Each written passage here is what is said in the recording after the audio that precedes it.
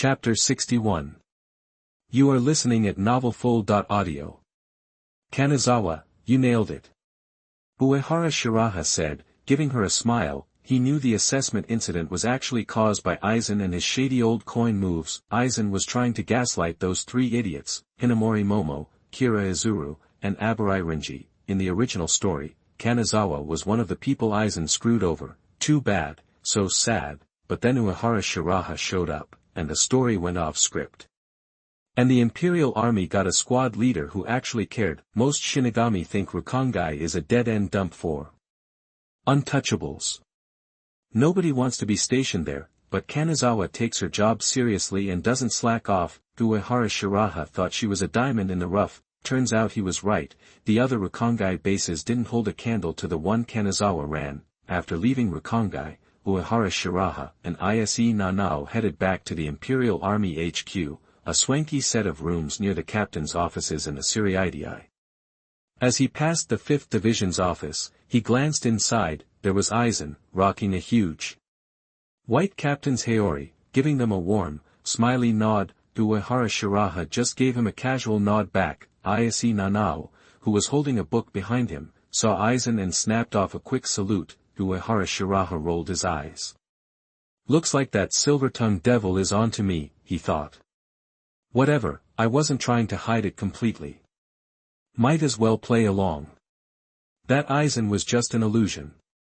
Only someone under the spell of Kyoka Suigetsu should have been able to see it. Uehara Shiraha knew Aizen was testing him, trying to see if he'd fallen for the illusion, but that trick wouldn't work on him, trying to pull a fast one on the 857 mind gem with illusions. That's just asking for it, so, even though he'd never been hit by Kyoka Suigetsu, he could see right through the illusion, clear as day. Then, Uehara Shiraha looked at Ise Nanao, who was even quieter than usual. Still thinking about Rukongai? He asked. Yeah, Ise Nanao admitted, knowing she couldn't hide anything from her teacher. She sighed. Thank goodness for the Imperial Army. Some of those Rukongai sectors were truly horrific. I can't believe places like that even exist in the Soul Society. I don't understand why they let it happen. Some things, you just can't learn from books. Seeing those hellish conditions firsthand a decade back shook Ise Nanao to her core. She wanted to do something to fix Rukongai's problems, but she couldn't. Even her uncle, Kairaku Shunsui, couldn't do anything about it. He told her straight up that the Soul Society's problems were too complicated and she should let it go. Then, Uehara Shiraha, the Imperial Army's commander-in-chief, stepped in, got rid of the bad guys and the corrupt nobles in Rukongai, and fixed most of the issues in one shot. Because they don't give a damn, Uehara Shiraha said flatly. He didn't really care either. He didn't care about anybody, commoners, nobles, whatever, they were all the same to him. That's why Uehara Shiraha became the Soul Society's honest judge. In this messed up Soul Society, even a keyboard warrior who starts with the death penalty is considered a paragon of fairness and integrity. That's how crazy things are. Ise Nanao was still upset. They knew it was wrong, but nobody did anything except for you. Everyone just seemed to accept that Rukongai was screwed up. Nobody, not even her uncle, wanted to change it.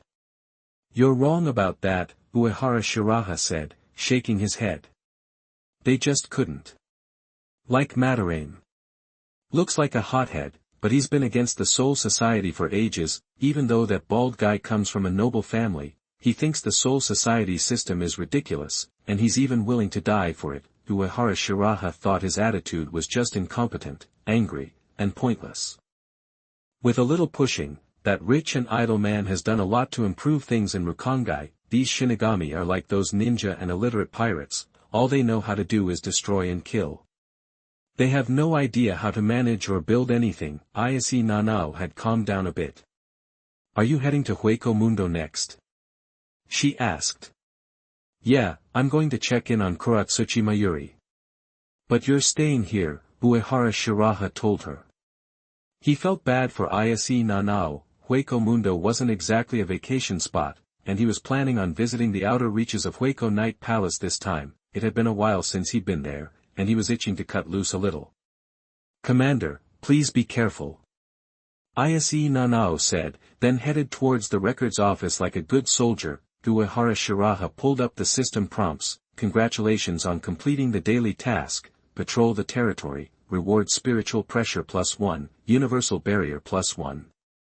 His second-class spiritual power got a little boost, and the universal barrier that blocked all attacks became a bit stronger. He didn't have to patrol the whole territory to complete this daily task, just a small part of it. Watching the Imperial Army grow from the ground up gave Uehara Shiraha a real sense of accomplishment, plus, they were a big help, and they fixed some of the problems that he couldn't stand. He'd been to Rukongai and Siriidii, so he figured he might as well take a stroll around Hueco Mundo too. Soon, Uehara Shiraha was at the Imperial Army's secret underground base in the Soul Society. The whole base was covered in barriers and lit up like a Christmas tree. In the room, Mayuri Kuratsuchi was leading the Technology Development Bureau's staff in upgrading the Hueco Mundo gate. When Uehara Shiraha walked in, Akon, who always looked a bit intense and constantly furrowed his brow, immediately bowed and saluted. General Uehara. The other technicians quickly greeted him too. As the deputy director of the Technology Development Bureau, Akon didn't have to be so polite to Uehara Shiraha, but he knew that even though his own director was reckless and treated human life like a joke, Uehara Shiraha was a real hardass. Even without the Soul Society shaking feats of strength, General Uehara was a force to be reckoned with, and Captain Kuratsuchi Mayuri couldn't hold a candle to him. Meanwhile, Kuratsuchi Mayuri, wearing his mask, was giving Uehara Shiraha a dark look near the Hueco Mundo gate. "I've debugged the equipment, so the gate's more stable now," he said coldly. "But who developed such advanced stuff? I'm getting a bad vibe from it." "Found it," Uehara Shiraha said casually. Kuratsuchi Mayuri's voice dripped with sarcasm. "You mean you just stumbled across tech and equipment that only he has studied?" He'd been suspicious for a while now. Logically, the Hueco Mundo gate can't stay stable for too long. Since the guy who designed it defected, nobody knows how to maintain and improve it. Just supporting one Hueco Mundo expedition is pushing it, but after the Hueco Mundo expedition, Uehara Shiraha somehow got the tech to save the gate, and now he's got his hands on this fancy equipment. Something was definitely up. Uehara Shiraha shrugged. "Guess I'm just lucky." "Maybe that's what they mean when they say handsome men have all the luck." "You." Mayuri Kuratsuchi started to lash out. He didn't really care about the Godii 13's rules.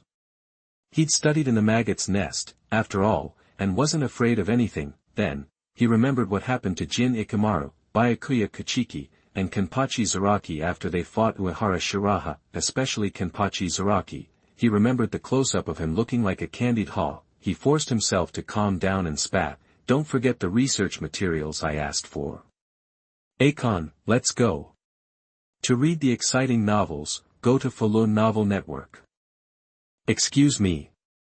Akon breathed a sigh of relief and quickly bowed to Uehara Shiraha. He'd been sweating bullets. Akon had already made up his mind.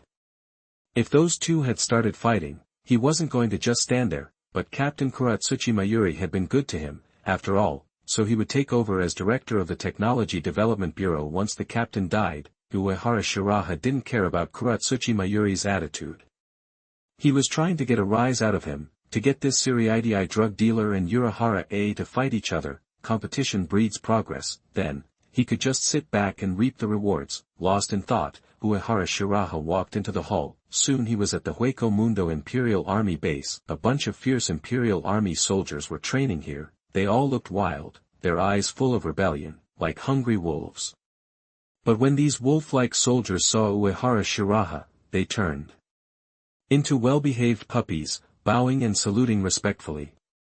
"Greetings, General." Uehara Shiraha ignored them and just glanced around the base before stepping out of the barrier. "Don't let their obedient act fool you. Each one of these guys used to be a big-time villain that everyone in Rukongai was afraid of. The worst of the worst came from the 80th district. There were no laws, no order, no morals, and not enough supplies to go around. The only way to survive was to kill. Only the real badasses with blood on their hands lived to see another day in that hellhole. They would fight over a drop of water. Uehara Shiraha brought those thugs to Hueco Mundo and gave them power just to make them useful. He also wanted to even out the number of souls in Soul Society and Hueco Mundo. The Imperial Army had killed a lot of big hollows over the years. Sending these guys here was a kind of return gift. This time, Uehara Shiraha just wanted to cut down a few big hollows to blow off some steam. Ikimara Jin, Kuchiki Byakuya, and Zaraki Kenpachi were strong, sure. But it was just a fight, and he couldn't exactly kill them, plus, some of his methods shouldn't be seen, so it was more satisfying to go to town on the big hollows. It would also give Uehara Shiraha a chance to test out his new strength in a real battle. Of course, he had another motive, too, to stick it to Aizen. The cold moonlight fell on the barren desert that had been around for who knows how long. Even with Aizen's beautician and hairdresser upgrades, Hueco Mundo was still Hueco Mundo, as desolate and monotonous as ever. Uehara Shiraha let his spiritual perception spread out and quickly locked onto a target. He used flash step to cross the desert. But as he got close, Uehara Shiraha stopped. He felt the space was acting weird. Still, Uehara Shiraha kept going. He arrived at his destination and found an invisible barrier surrounding the area. A familiar force suppressed his spiritual pressure. He'd run into this barrier decades ago when he rescued Soy Fawn in Hueco Mundo. It was made by Sal Apollo, and the current barrier was even stronger. That Hueco Mundo scientist was definitely leveling up his skills. Uehara Shiraha didn't panic. Lord Sal Apollo is being overly cautious. There's no need to go through all this trouble to deal with an ant. A loud voice echoed, and a humanoid hollow wearing a white shirt and white pants, with a massive sword strapped to his back, appeared in front of Uehara Shiraha in a flash. The mask on the hollow's face was cracked, leaving only a few white bits, showing a rough western face. If it wasn't for those remnants of the hollow mask and the black hollow hole in his legs, this guy would look just like a human. The hollow grinned at Uehara Shiraha. Don't you think so, Mr. Death? A spiritual pressure as dark as night surrounded the area. The world lost its color. Streams of sand and dust swirled around the hollow, bending in the moonlight. The desert shook, and the rock pillars trembled. Some unlucky small hollows nearby were turned into spirit particles and vanished. This spiritual pressure was even stronger than a Vasto Lord's and far stronger than an average captain's, at least 20 chakins, but Uehara Shiraha wasn't fazed. He stayed calm, as if he didn't feel any pressure at all. The hollow, who looked almost human, raised his eyebrows, surprised, feeling the other guy's chaotic, heavy, and rough spiritual pressure. Uehara Shiraha spoke calmly. You're not an ordinary hollow. Your spiritual pressure has the power of a Shinigami. You're an Arankar. That he knew there was something like this in Hueco Mundo, so Uehara Shiraha revealed the guy's identity. You can stay calm when faced with my spiritual pressure, and you know who I am. The Arankar nodded. You're a lot stronger than those other trash death gods. You deserve to know my name. Listen up, death god. My name is Jerome, and I'm a subordinate of Lord Sal Apollo. What's your name? As a Vasto Arankar, Jerome had always been confident. He'd fought some of those Imperial Army death gods before. They were all garbage, but this death god was different. Even when suppressed by the barrier, he could still withstand Jerome's spiritual pressure. This guy was a strong man. But the barrier was still overkill. Jerome believed in his own strength more. Imperial Army Commander-in-Chief, Uehara Shiraha. Uehara Shiraha immediately understood where Jerome stood. Regardless of his status in the Lost Noches Palace or his power, this guy was just cannon fodder. Chapter 62. You are listening at novelfull.audio. Jerome definitely picked up on Uehara Bayu's blatant disdain. That pissed him off. So, you still don't get it about Arankar power, he sneered. Let me spell it out for you. A leader of garbage is still garbage. You, the big shot Shinigami commander. Just weak, low-level creatures to us Arankar. But Uehara Bayu wasn't sweating the guy in front of him. He kept his senses peeled, stretching them out, even into the distance. This whole thing reeked of a trap set just for him. Sar Apollo was too cagey and cunning to just throw this at him, and Aizen might even be pulling some strings. As for the Arankar standing there, Uehara Bayu had him pegged. He was just a bit of a poser, not a real threat. Sure enough, after a little digging, Uehara Bayu sensed 3 spiritual pressures hiding nearby. He just scoffed. If he really wanted to bolt, not even Aizen himself could stop him, let alone these has-beens. How dare an ant look down on an Arankar? Jerome roared, seeing the disrespect on Uehara Bayu's face again. He cocked back his massive right arm and unloaded 3 punches, one after the other. Boom. Boom! Boom! Spiritual pressure detonated, and 3 shockwaves ripped through the air, each one echoed with a deafening roar. They slammed together, building into one hellacious blow with serious destructive force. That giant fist, laced with terrifying spiritual pressure, crashed down on Uehara Bayou like a tidal wave. The air itself, even the spirit particles, trembled, like some small critter about to get flattened. But Uehara Bayou didn't even flinch. He was planted there like a rock. He'd locked down his position with spiritual pressure until it was unshakable. That terrifying punch, the sheer force of the spiritual pressure. Uehara Bayou didn't budge an inch. He just casually flipped his right hand and swatted at it through the violent air. It looked like nothing, but that one slap carried the power of a top-tier captain. Bang! The explosion ripped through the Hueco Mundo desert like a lightning strike. When those two forces collided, the shockwave instantly leveled the surrounding dunes. The ground beneath them cracked, spiderwebbing with deep fissures. Sand poured into the cracks, filling them as fast as they appeared. A storm of sand blotted out everything. "You're a joke!" Jerome howled. "Time for you to disappear." That he unleashed everything, a tidal wave of destruction slamming into Uehara Bayou, and the whole area exploded again. This time, it felt like the end of the world, but when the dust settled, Jerome's grin froze. The Shinigami in front of him hadn't moved, not even a hair, not a scratch on him, not even a speck of dirt. Jerome's precious destruction. Totally useless, he looked like a clown who just told a bad joke. "No way!" Jerome screamed. "My destruction is unstoppable. Die!"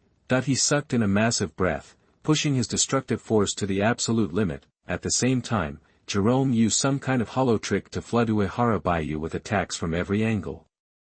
Explosions ripped everywhere. He was moving so fast, it looked like there were dozens of him, and every punch was packed with that crazy destructive power. But Uehara Bayou easily shut down every single attack with just one hand. He'd known something was up with this guy's spiritual pressure, like a sleeping volcano. 80% chance this guy's whole deal was just amplifying his attack power. But Uehara Bayou wasn't worried. He was almost excited. Too good a chance to work on his 4 basic skills to let pass. Under the moon, Uehara Bayou and the hollow tore each other up from the ground to the sky, then back again. In the blink of an eye, they traded dozens of blows. Every time they broke apart, sonic booms and shockwaves blasted outward. Wherever they passed, hollows were vaporized, and the ground shook. Uehara Bayou handled Jerome's blitz with ease, putting every advanced Shunpa technique through its paces. His own vitality, way beyond any normal Shinigami, turned into raw muscle power during the fight. For Shinigami, physical strength is just an extension of ability and spiritual pressure. As they say, half your muscle is half your ability, and serious strength and physique can turn a Zanpakuto into something truly terrifying. That's why Kenpachi Zaraki's sword strikes are so lethal. His muscle and physique are off the charts, so Uehara Bayou could brush aside Jerome's full-throttle destructive force with a simple wave of his hand. The longer they fought, the easier it got, and his movements flowed, smooth as silk, almost elegant. How is this even possible? Jerome stammered, eyes wide with shock. This dude had blocked all his best shots with just one hand. Was he really that weak? And what was up with this Shinigami's body? How was it that he, a supposed wall-level Arrancar, was getting out-stamina'd? Jerome, gasping for air, suddenly understood. He mumbled, "That defense." He'd thought this Shinigami was using some secret Kido or Zanpakuto ability to cancel out the destruction, but now he knew. The guy was just tanking the hits, straight up, without even bothering to use spiritual pressure for defense. His attacks couldn't even crack the guy's armor. That kind of defense was terrifying. What kind of freak was this guy? That it? Wall level? More like toilet paper level, Uehara Bayou said, bored. So much for hype. He glanced at the Zanpakuto strapped to the guy's back, never used. That answered a few questions. Arrancars are just hollows that gain Shinigami powers through the Hogyoku. Hollowed-out Shinigami. The Hogyoku supercharges their brains and unlocks potential, breaks their limits, and makes them look human. The Arrancar Zanpakuto seals up their soul and power. Shinigami use Bankai to unleash their Zanpakuto's power. Arrancars use Resurrection to let their true selves loose. reverting to their original hollow form, and turning on all their strength and abilities. Resurrection wipes the slate clean, previous injuries heal, spiritual pressure refills, like popping a senzu bean, but this Arrancar hadn't used Resurrection. He didn't have a number, didn't even recognize Aizen, so, this wall level thing was just a cheap imitation, a false front. Wall level was a joke, probably some pet project Aizen and Sar Apollo threw together on a whim. Damn you! Jerome snarled, catching his breath. Fine. You're weird, but you're going down. Leo. Now, Uehara Baiyu felt a nasty chill run down his spine, a blade flashed, lightning fast. Uehara Baiyu didn't move. He let the blade sink into his back, clang, star, metal on metal. Sparks flew, Jerome's smug smirk melted into gaping shock, the attacker cried out, "2!" Uehara Baiyu calmly spun around, eyeing Leo, a tall, lanky hollow with a spear stared back, dumbfounded. His spiritual pressure felt the same as Jerome's, messy, mixed up, and dense. He also had the Shinigami stink on him, his pressure felt about wall level, but Uehara Baiyu knew it was all smoke and mirrors. Half of his white mask still covered his forehead, and there was a black hollow hole carved into his right shoulder. When Leo saw Uehara Baiyu turn around, he instinctively gripped his spear's Zanpakuto and pushed harder, but couldn't move it. He specialized in speed and power. That's why his Zanpakuto was a spear. That stab should have been a guaranteed hit, but now. Leo locked eyes with Uehara Baiyu, totally floored. He gasped, "Read the amazing novel online on Falun Novel Network. That's some serious defense. It's like hitting steel skin." That this Arrancar didn't seem ashamed about the sneak attack. To them, anything goes to win. Uehara Baiyu grabbed the tip of Leo's spear and stepped forward. Leo reacted fast, jumping back. He was clear almost instantly, but his chest flared with sharp pain. He looked down and saw a dent in the steel skin he was so proud of. It was cracked, leaking blood. Leo's jaw dropped. Jerome was stunned. Then, thunder cracked in the sky. Two figures, one huge, one small, dove down on Uehara Baiyu. Jerome's face lit up. "Rodney! Cyril! Help me take out this Shinigami." Cyril, wings sprouting from his back, lugged a sledgehammer. Rodney gripped a longsword. Both were confused. "Jerome? Leo? What's going on? Why isn't this Shinigami dead yet? And Leo, what happened to you?" 2-on-1, and they still couldn't win. Embarrassing for the Arrancars. And all under the dampening of the barrier. Talk about a foolproof plan gone wrong. Good thing they got curious and decided to check it out. No time. Now. He's tough. Leo gritted his teeth, pressing his hand against the wound. His eyes burned with hate. Hearing Leo, Rodney, and Cyril traded glances and attacked at once, the air exploded. Sparks flew. Rodney's sword transformed into a dragon of fire. Cyril flapped his wings, a constant rumble of thunder. Jerome and Leo charged Uehara Baiyu. 2. The four hollows were confident, they couldn't lose with those odds, right? No matter how strong, no one could take on all four of them at once. Cyril, with his wings and snarling face, reached Uehara Baiyu first. He swung the hammer, aiming for the head. Die! The hammer tore through the air like a wrecking ball. Rodney was a little more sly. He was still confident, but playing it safe, silent as a shadow. Rodney flanked Uehara Baiyu, plunging the fiery sword towards his skull. Uehara Baiyu was surrounded, each one a serious threat. They unloaded everything they had, spiritual pressure reaching sky high. Any other Shinigami, even a top-tier captain, would be happy just to get out alive, but Uehara Baiyu just stood there, staring down Leo's spear, Rodney's fiery sword, and Cyril's wrecking hammer. Boom. Boom. Boom, star, all three weapons landed, right on target. Spiritual pressure exploded, shockwaves rippled, the Arrancars grinned. Sure they'd won. Even their creator, Lord Sar Apollo, wouldn't be able to take that many hits without shielding himself. This Shinigami had to be paced, but when the smoke cleared, Uehara Baiyu, locked down with his universal barrier and spiritual pressure protection, was fine. He just smirked. Leo, Rodney, Cyril, and Jerome froze, speechless. Even the cocky, quick-thinking Leo was stunned. This Shinigami's defense was off the charts. Was he even the same species as those other Shinigami? Cyril rubbed his eyes, looking from his mountain-sized hammer to the Uehara Baiyu, who was totally fine. It didn't make sense. Jerome, who'd been trading blows with Uehara Baiyu the longest, was starting to wonder if he was losing his mind. How could some Shinigami be this strong? Something was messed up here. Rodney just gaped, dumbstruck. Uehara Baiyu, seeing the four confused Arankars, just raised an eyebrow. Done already? My turn. Leo was the first to snap out of it. Move. Before he could finish the sentence, Uehara Baiyu vanished. The four jumped again. That speed.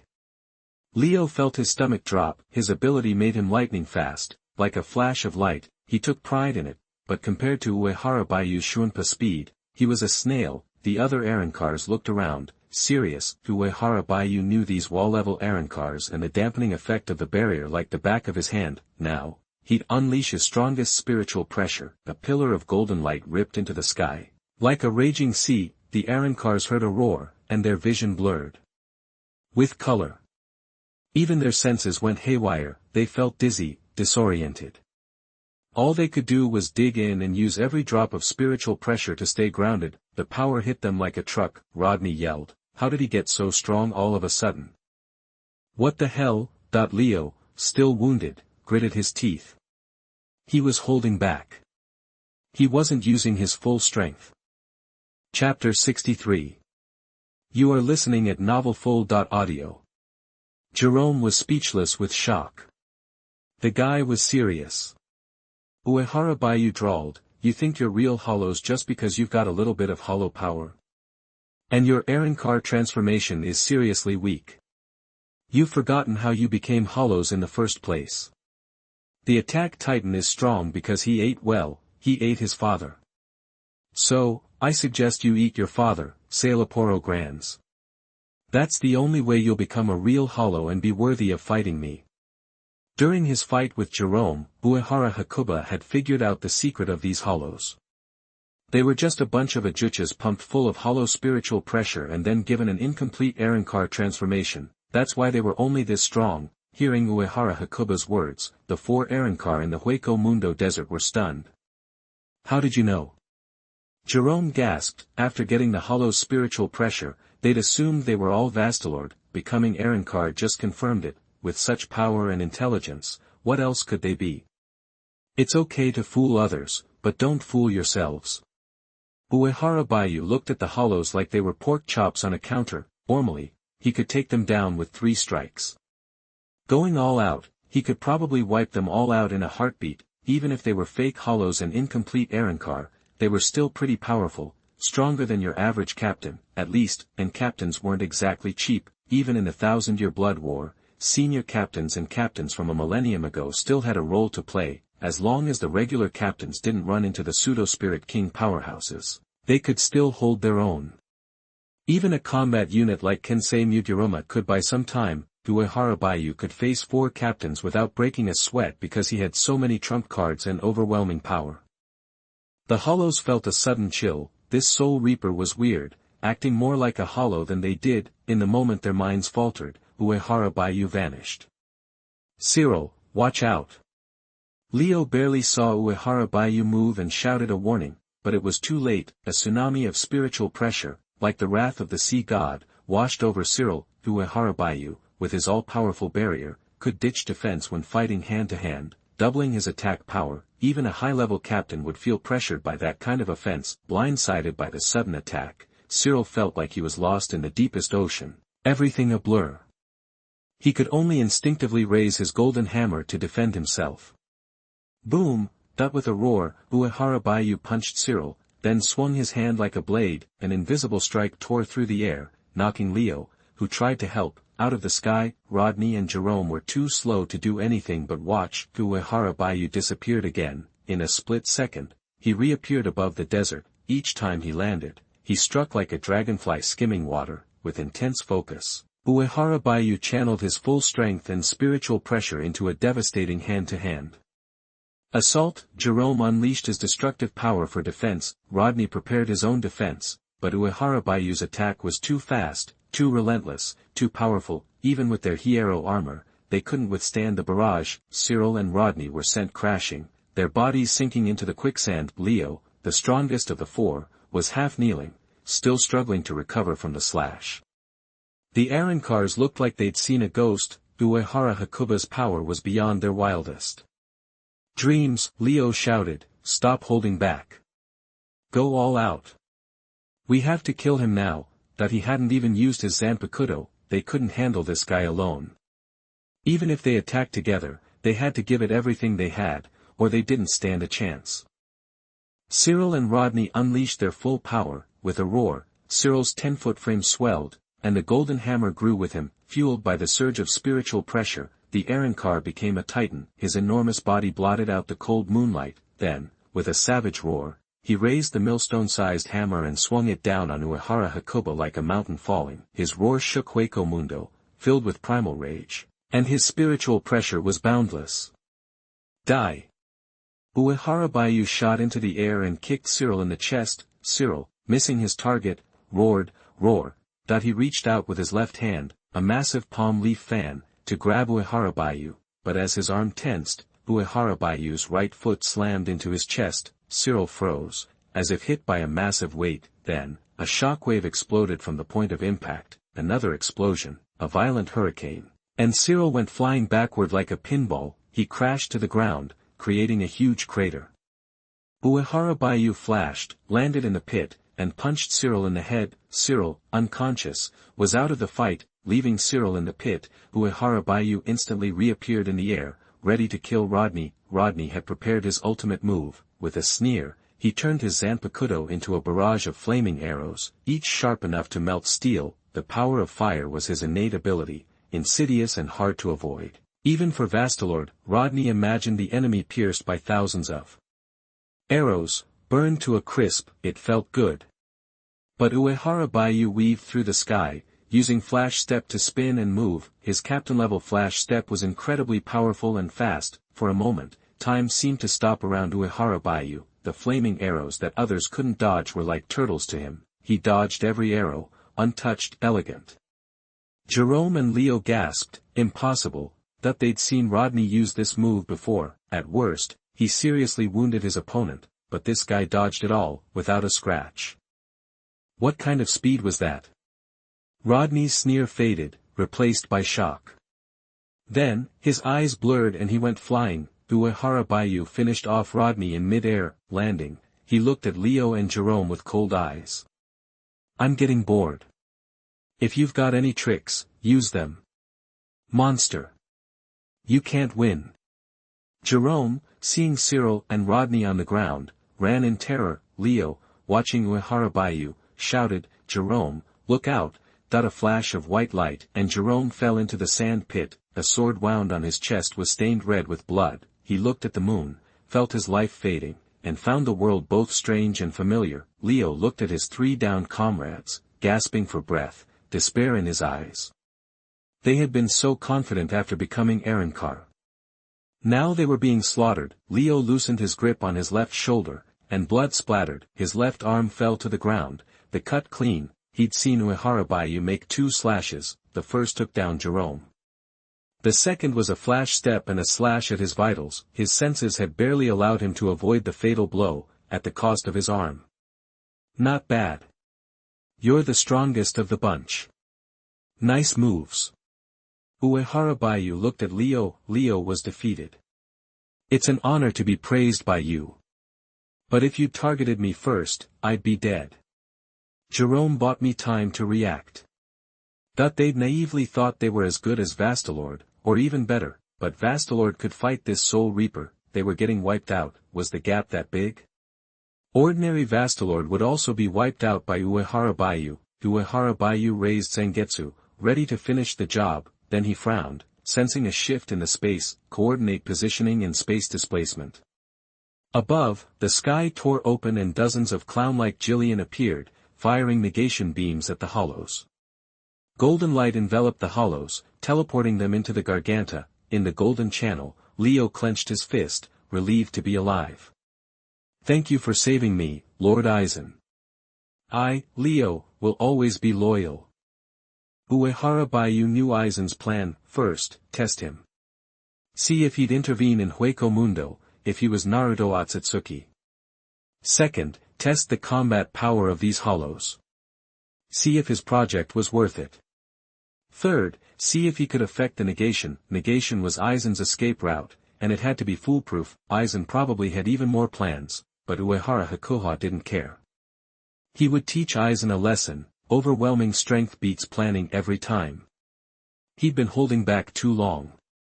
It was time to show the power of Zangetsu. The world shook as he unleashed his spiritual pressure. The energy swirled around him, shaking loose the spirit dust from the hollow remains and turning it into a sandstorm. An oppressive spiritual pressure blanketed the area. Golden light shot into the sky, eclipsing the crescent moon. Hollows in the distance fled. It's pointless, Soul Reaper. Leo, the only one conscious in the negation, shook his head. You're strong. But you can't hurt us. The negation is unbreakable. Since the great hollows were born, the negation had never failed. Uehara Baiyu knew the power of the negation. I know, because when the negation appears, you're no longer in this space.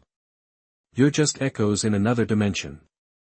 Leo asked, if you know, why waste your energy? That Uehara Baiyu ignored him. He poured his spiritual pressure into Zangetsu. Zangetsu trembled, eager to be unleashed. He grinned. Zangetsu, you can't wait, can you? Come to this world and dominate it. Bankai. Ryujin Jaka. As Uehara Baiyu said the release command, a terrifying spiritual pressure erupted from Zangetsu. The light vanished, leaving a boundless emptiness. There was nothing but Uehara Baiyu and the four Arrancar. Time and space seemed to have lost meaning. Only Zangetsu's spiritual pressure and mysterious power remained. Absolute control, irresistible. Countless golden gears formed walls, falling from above and below. Before Leo could react, the gears pierced their bodies. Leo, horrified, used spiritual pressure to defend himself, but the gears were phantoms. 5 seconds. Uehara Baiyu said to the gears. They began to spin backward. Leo felt a chill. What have you done? Is this your Bankai? What do these gears represent? Chapter 64. You are listening at novelfull.audio. Give it up. You'll never break through the anti-film's protection, no matter what you try. Sorry, but you're already dead. Uehara Baiyu said, then blurred into motion, attacking the air multiple times. Each strike rippled through space, freezing a shadow of a golden gear. Leo looked closer and realized the shadows were him, Rodney, Cyril, and Jerome. He didn't understand what it meant or where he was. If Leo could break free from the Ling Shi's influence, he'd see that Uehara Baiyu attacked the exact spots they occupied 5 seconds earlier. Uehara Baiyu stopped after all this, gazing at the endless space and the massive golden gears. Duankong, you've really outdone yourself. As soon as he spoke, the world snapped back to normal, and the scenery looked as it did before Duankong's Bankai. Leo, back in the anti-membrane channel, sighed in relief. I knew it. That deadly move was useless. The anti-membrane is absolute. But that Bankai, that was terrifying. Good thing we had the anti-membrane, or we'd be toast. Then, time and space twisted. Inside the anti-membrane, the four Arrancar's heads vanished as if space itself had swallowed them. Leo didn't even have time to smile, only a headless corpse remained. The golden channel vanished abruptly, and the Jillian hollow in the sky disappeared into the closing cracks of the black void. The moment Uehara Shiraha activated his Bankai, powerful figures across all three realms felt a shiver run down their spines, their faces paling, whether it was captains like Yamamoto Genryusai Shigekuni, Aizen, Kairaku Shunsui, Hueco Mundo Hollows, Infernal Prisoners, or the Invisible Empire Quincy's. Everyone felt an indescribable sense of dread. The crisis was irrational, but utterly real, and even beings in Hell and the Soul King Palace could feel it. Thankfully, the feeling passed quickly. So that's the release of Duankong's true name. A truly mysterious Bankai, even I can't fully understand it. In the Soul King Palace, the real name Monk announced. Bankai Lingshire. Its terrifying power transcends time and space. affecting the flow without impacting the foundation of the three realms. Although Uehara Shiraha's true name release, his Bankai, is powerful, it doesn't shock me too much. After all, if the Blood Alliance seal were lifted, any Zero Squad member's Bankai would possess unimaginable power, easily shaking the three realms. However, Uehara Shiraha's Bankai pulls on the power of time and space. This is the first Zanpakuto in Soul Society's history to control the power of time and space. Hayashibu Ichibai was mildly interested. Their Zero Squad could use time-space-based Kido, but they rarely did, because it could destabilize the three realms. Zanpakuto is strong, but won't destroy the three realms, which makes Hayashibu very satisfied. Meanwhile, in Las Noches, Aizen, Tozenkan-Aim, Ikamaru Jin, and Sailaporo Grant stared at the four headless corpses. "Lucky we didn't try to escape with the anti-membrane," Ikamaru Jin said, his eyes narrowed. "Otherwise, wasn't this classmate's power a bit excessive? How did he graduate before this guy?"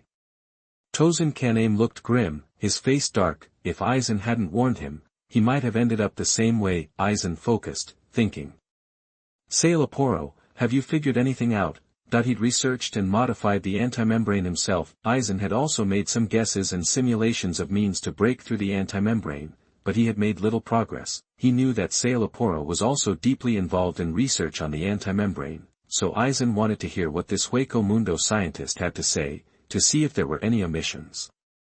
According to the surveillance footage, Uehara Shiraha killed them with his Bankai. The ability to travel through space is interesting. It must be related to time and space, or a delayed effect like a curse.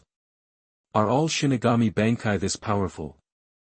Sailaporo stared intently at Ikamaru Jin and Tozenkan-Aim, as if he wanted to dissect them alive. "Of course not. And your eyes are freaking me out." Ikamaru Jin feigned fear. Then, he asked, sounding doubtful, "Even though the footage is limited, Uehara Shiraha's Bankai seemed different this time. Is it a new move? Or is he really Naruto Otsutsuki, using some weird secret technique?" Ikamaru Jin still remembered the events of the Hollowification night, especially Naruto Otsutsuki's strange ability. His moves always felt mysterious, not the kind of power a Soul Reaper should have. "We made one mistake already, we can't repeat it. We shouldn't rush to judgment about Uehara Hakuha," Aizen said, changing the subject. "But the power of time and space is indeed intriguing. That the aging power of the former king of Hueco Mundo was a sign of the power of time, but even that couldn't affect space. Uehara Hakuha's ability was more interesting and worth studying." Sailaporo pushed up his glasses, becoming interested. "I've sent the little ones to gather residual spiritual pressure and data from the site. Next time, I'll specifically enhance the barrier to make the technology perfect and prevent him from escaping." "But Lord Aizen, what about the artificial hollow plan?" Sailaporo was eager to proceed with such perfect material. No scientist would pass up the opportunity to study the power of time and space. Sailaporo was thrilled by the idea of studying this forbidden power. Aizen shook his head. "Stop it.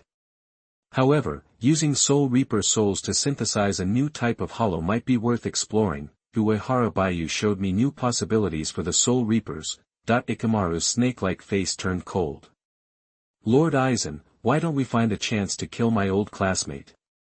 His ability will obviously interfere with our plans. Justice will never retreat, Lord Aizen." "Let me go," Tozen said, gripping King Mushi, ready to die fighting. Aizen said calmly, "Uehara Hakuha, or Naruto Otsutsuki, knew using that ability would make us suspicious. But he did it anyway. That shows he's happy to see our next plan come to fruition. Like the Hollow Knight, we can use him to test the limits of the incomplete Hogyoku and eliminate some unqualified Arankars." Aizen had already guessed a little about Uehara Hakuha's intentions. If he wasn't mistaken, there was a possibility for cooperation. Some pawns might be lost, but the final plan wouldn't be affected. It was an acceptable outcome. Ikamaru Jin and the others bowed their heads, accepting the order. Only Tozenkan-Aim seemed reluctant. Ikamaru Jin looked calm, as if he'd expected this. Sailaporo's eyes flickered, like he had other ideas. To read the exciting novels, go to Falun Novel Network. Aizen and his group could make educated guesses because they had information, but the other Soul Reapers in Soul Society, as well as Uehara Kisuk and the Vizarts in the world of the living, were clueless. Inside the barrier, the Vizarts were panicking. thinking the hollows within them were acting up. Arasada released multiple layers of powerful barriers and determined the problem wasn't them. The Vizards grew curious. Who was powerful enough to affect them even when they were hiding in a powerful barrier? At the same time, in Uehara's shop, Tessai Tsukabashi stopped casting his Kido and nodded to Uehara Kisuke. Manager, it's confirmed that Soul Society was affected too. What's going on? Was it Aizen? If it was him, he'd be more careful, Uehara Kisuke said, analyzing the situation. We haven't noticed any significant fluctuations in spiritual pressure in the world of the living, and there shouldn't be any in the Suriidii either, so the problem must be, Hueco Mundo. His eyes widened, as if he'd realized something. He murmured, are you finally making a move? A real showstopper. I'll be watching closely. I'll see your true intentions. Manager. Tessai Tsukabashi looked confused. In the Hueco Mundo desert, under the moonlight, Uehara Baiyu looked slender in his white windbreaker. Bankai Linkshire is the first stage of Dankong's Bankai, and its effect is simple. It exerts power on enemies in the past, killing the enemy's past kills their present and future. Dankong's second stage Shikai uses the power of space to attack the enemy, although this space-killing move, like Kamui, is incredibly lethal and ignores defense. It's hard to accurately hit a fast-moving target. It works fine against ordinary enemies, of course, but against those perverts, timing is everything. The strong in the world of death have means of high-speed movement and other insane abilities. Activating Linkshire lets you attack enemies in the past with the power of space. If you hit them, they die. It's broken, the Fire Leaf Experience book says. Kakashi turns his head, and brain-changing Kaguya are invincible. Uehara Shiraha has achieved turning head Kakashi, but it's still the power of a Soul Reaper, so the stronger the enemy, the more spiritual pressure it consumes. With his current spiritual pressure, Uehara Shiraha can only guarantee killing a 1000-year captain-level enemy in 1 second. Facing the Transcendent is still tough, but it's only a matter of time. With such a powerful Bankai, he can't complain. Uehara Shiraha glanced toward Las Noches, thinking, Aizen should be happy to get my gift. He could probably trick Aizen with Danku Bankai. But, Uehara Shiraha knew that Aizen is not that easy to trick. Moreover, he is not a noble or a lackey of the Soul King, so there is no need for him to work for others and go to war with Aizen. If Aizen can be more sensible and reach a tacit understanding with him, Uehara Shiraha will be more relaxed. Of course, he still has the Soul Gem, the second stage Bankai, and future mission rewards. That's where his real confidence lay. While thinking, Uehara Shiraha returned to the Hueco Mundo base. This was his routine. Once a month, his main goal was to eliminate nearby hollows to ensure the base's smooth operation. With today's commotion, there should be peace for a while. At the same time, Uehara Baiyu silently reviewed the battle. The hollows' abilities and moves were flashy, but their damage was basically negligible. Uehara Baiyu returned to the Hueco Mundo base, and the assembled villains stared with admiration and awe at the triumphant commander-in-chief. They'd only felt the aftermath of the battle, but their legs had turned to jelly, and they were struggling to breathe. They couldn't imagine the power of this man. They'd had other thoughts before, but those disappeared. Even though they'd chop themselves when mad, they'd calm down when they remembered Uehara Baiyu's terrifying, cold spiritual pressure. Uehara Baiyu was their only god. Uehara Baiyu ignored the villains. He went to the base's center, passed through a barrier, and descended a staircase to the underground. He walked deeper underground. A new barrier appeared every few steps. The defenses here were comparable to those of the great noble families. Following the long staircase, Uehara Baiyu arrived at a spacious, bright underground laboratory. It was filled with specimens of Soul Reapers and Hollows, and taboo research was underway. When they saw Uehara Baiyu, dozens of technicians stood and respectfully said, "General, thank you for your hard work." Uehara Baiyu was friendly to the technicians. He nodded. "I know about your results. You did a good job. The Imperial Army will remember your contributions." The technicians were a core team in the Imperial Army. Besides their abilities, they were utterly loyal. They were responsible for the Hueco Mundo Gate's daily maintenance, the Imperial Army's barriers, and small research projects. Uehara Shiraha considered it small-scale research, but they would brag about it for the rest of their lives. Without Uehara Shiraha's approval, They could never access these precious materials. Soul Society technical staff had never been taken seriously. The Technology Development Bureau helped a little, but it was nothing like Uehara Shiraha's complete trust. Uehara Shiraha gave them opportunities they'd never dreamed of.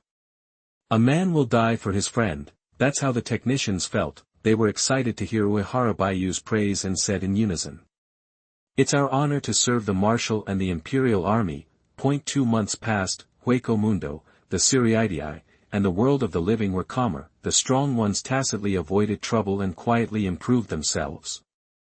Chapter 65. You are listening at novelfull.audio.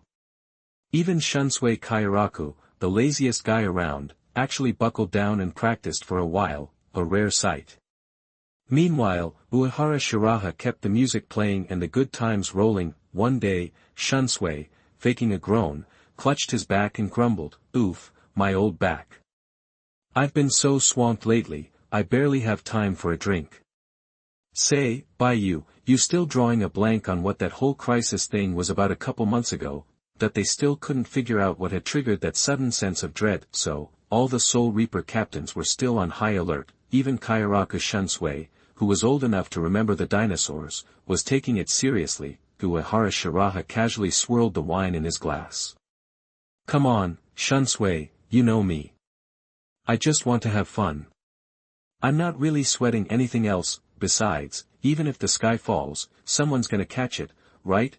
That he hadn't spilled the beans about Danku's true Bankai or the battle in Hueco Mundo. Part of his reasoning was to light a fire under the Soul Reapers and the Siriidii, so they wouldn't get complacent before the real chaos hit. Truth was, the Soul Reapers and the Siriidii were doing pretty well for themselves. The Wandenrake was still throwing a party to celebrate Yhwach's early rising. Those Quincy were convinced that only their great Quincy king could be messing with the balance of power. Too bad Yhwach was out of commission. "Someone's gonna catch it, huh?" The ever-calculating Shunsui picked up on Uehara's implication. By someone, Uehara wasn't just talking about the Soul Society's top brass.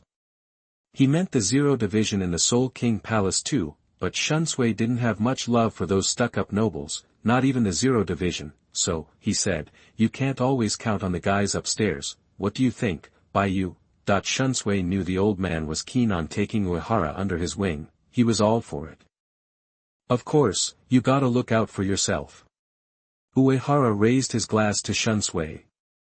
"Just don't get any ideas about pawning off your job on me." That he knew Shunsui was hinting that he should take over as captain someday, but Uehara wasn't born yesterday. That job was nothing but headaches. Why would he want that when he could be pulling the strings from behind the scenes? They shared a knowing smile and took a sip of wine. It was always easy talking shop with someone smart, especially when they were on your side. Later, in his plush private office, Uehara eyed the stack of documents Ise Nanao had handed him. These were the important papers, the ones that needed his signature, but today's stack was unusually thick. He picked it up and immediately sensed something was off. Some of these documents should never have landed on his desk. They contained classified intel on the Tsuneyashiro family, member profiles, the secret access codes to their barrier, the works. And they were all shrouded in this weird, misty energy. Uehara realized it was Aizen's Kyoka Suigetsu at play. That was how Nanao had missed the irregularities. After signing everything and goofing off with Nanao for a bit, Uehara finally dug into the documents. Based on his multiple visits to the Tsuneyashiro family mansion, he could tell these were the real deal. As for the Kyoka Suigetsu magic layered on top, Aizen was basically flashing his credentials and testing him at the same time. If he couldn't see through this, he wasn't worth doing business with. The guy was a master schemer, all right. Uehara knew the partnership was just a mutual exploitation, a constant game of cat and mouse. The Soul Society would be Uehara's territory, Hueco Mundo would belong to Aizen, and they'd both pretend that was all there was to it. As for who'd come out on top, that was a matter of skill and hidden aces. Uehara glanced at his quest log and smirked. 3 days later, in the Tsuneyashiro family's meeting hall, the family head, Tsuneyashiro Tokunada, was holding a hush-hush conference. He calmly addressed the 5 elders. "We've had a string of breaches in the family's wards lately. This isn't good." The 5 elders instantly started to mull it over. The little nobodies aren't capable of something like this. It's got to be one of the big families. Could be the Shiba family. They've always been salty about some of our decisions. They've all retreated to Rukongai. What can they do now? Third elder, don't count them out. They're the ones who built the heavenly chariot cannon. They could still shake things up. First elder's right. If we get the chance, we need to crush them completely. Maybe the Shifenjuan family's behind this. That Naruto guy's a sharp cookie, but he's been really cooperative. I doubt it's him. Finally, the strongest of the 5 elders, Tsuneyashiro Shinken, spoke up hesitantly. I still remember that feeling I had 2 months ago. What if it's the Spirit King? Tokunada cut him off. 5th elder, watch your tongue, that the other 4 elders glared at him. He was playing with fire, even mentioning that forbidden name. Tokunada made his call. No matter where the threat's coming from, we have to act. We'll reinforce all the key points and step up patrols. We're also greenlighting the plan to wipe out the Foolbringers in the human world and take back what's ours. The 5 elders nodded in agreement. Those lowlifes don't deserve the Spirit King's power. That power belongs in our hands. It's an honor for them to sacrifice for the peace of the 3 realms. But there was a glint of ambition and greed in their eyes. They were old men, but they wanted to live forever. Under the table, they were running all kinds of forbidden experiments, holification, merging different souls, you name it. They all ended in failure. Now, the Foolbringers in the human world were their next target. The Foolbringers' powers came from shards of the Soul King. The Soul King was the creator. If they could harness that power, they could achieve immortality like the Zero Division. Tokunada knew what they were up to, but he had the same idea. After getting his hands on the Tsuneyashiro family's dirty laundry, Uehara didn't rush into anything. He had all the time in the world. The Tsuneyashiro family was doomed. It was just a matter of time. Even without his help, they'd dig their own graves. A family that everyone hated was just one mistake away from collapse. So, Uehara went about his daily tasks, living the good life while he waited for his opening. Whenever he had a free moment, he'd take a trip to the video hall. His stealth skills and the ability to go ghost mode meant Uehara could slip in and out of most of the Soul Society's top secret locations, like the Great Spirit Book Repository. The video hall was under the Tsuneyashiro family's thumb.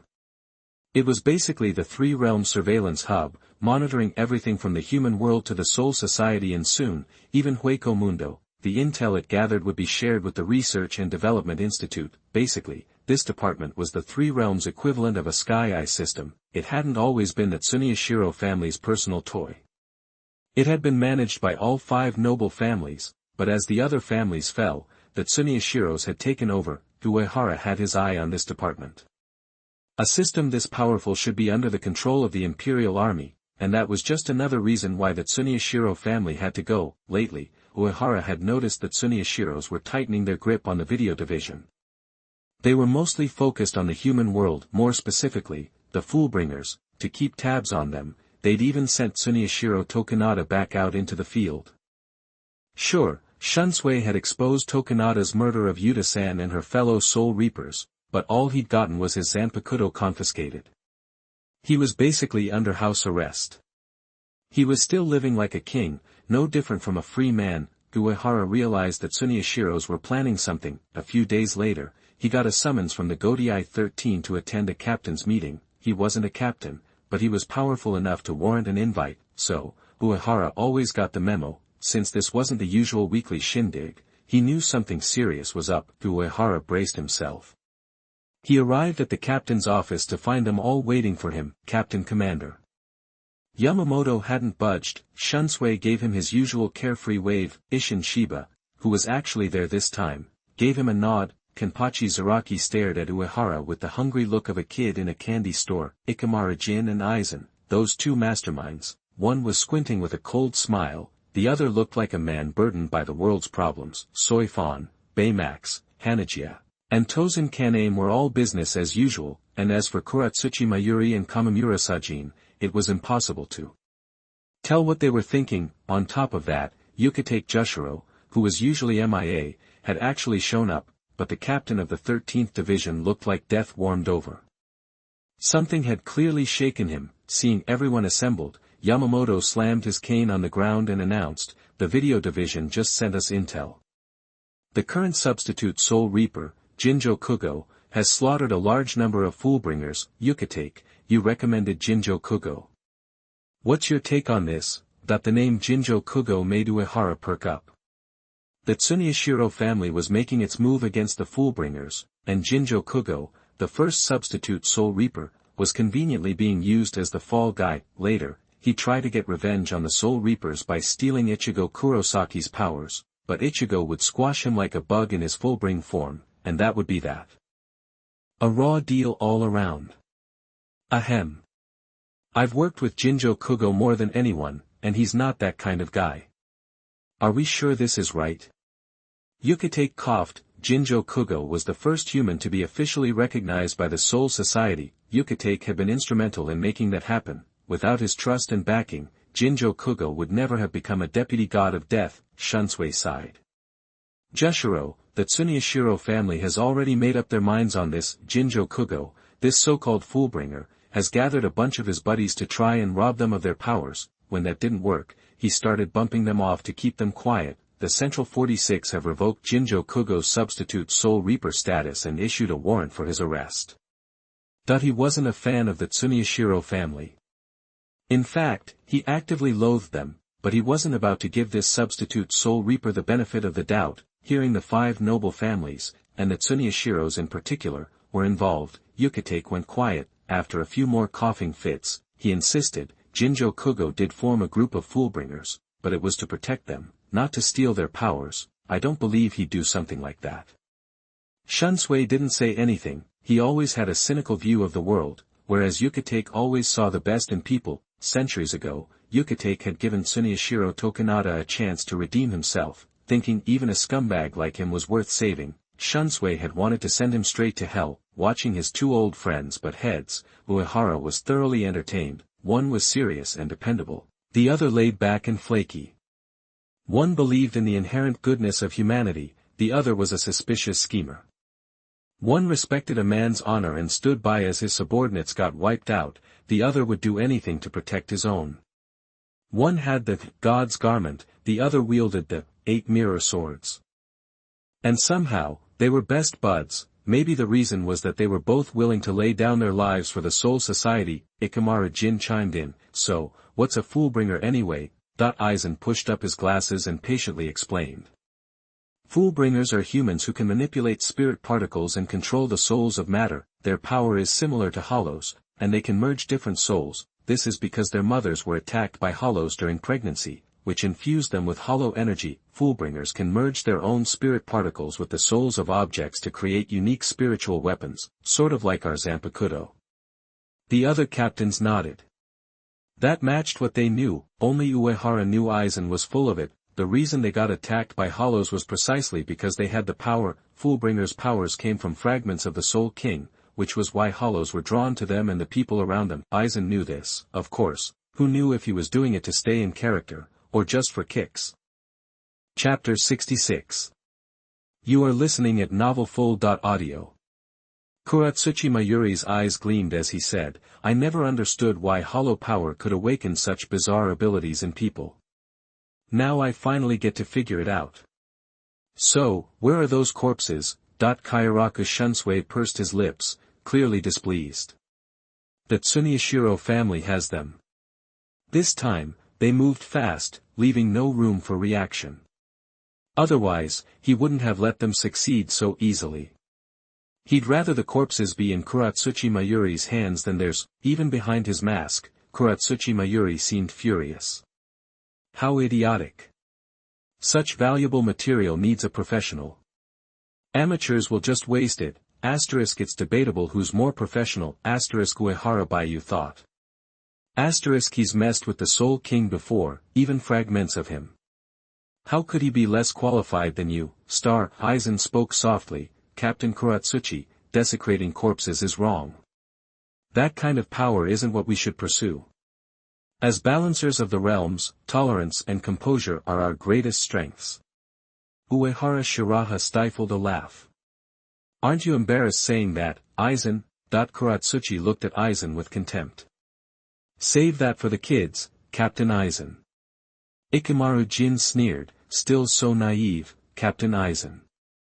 To others, Jin seemed arrogant, having forgotten Aizen's support. Aizen maintained his gentle demeanor, reaffirming his nice guy persona.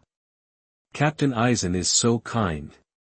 Kairaku Shunsui sighed, but his eyes held doubt and curiosity. Is Aizen really what he seems? Not having witnessed Aizen's acting, Uehara Shiraha understood Kairaku's hesitation. Despite their alliance, Aizen still acted like his usual, polite self. That's professionalism for you. Hirako Mako's suspicion stemmed from Nifu. As illusion-type Zanpakuto, Nifu got agitated around Aizen. Thus, Hirako was sure Aizen's Zanpakuto wasn't a flowing water type. Something's definitely up with that guy. Uehara Shiraha surveyed the Gotei 13. Most of these captains are wearing masks. Interesting, he was just enjoying the show, unconcerned with any potential trouble Aizen might cause. Yamamoto Genryosai Shigekuni ended the discussion. Enough. I order, as Captain Commander, that Jinjo Kugo is stripped of his Shinigami status and declared wanted. Dismissed. Yama didn't dispatch a captain to hunt Jinjo Kugo.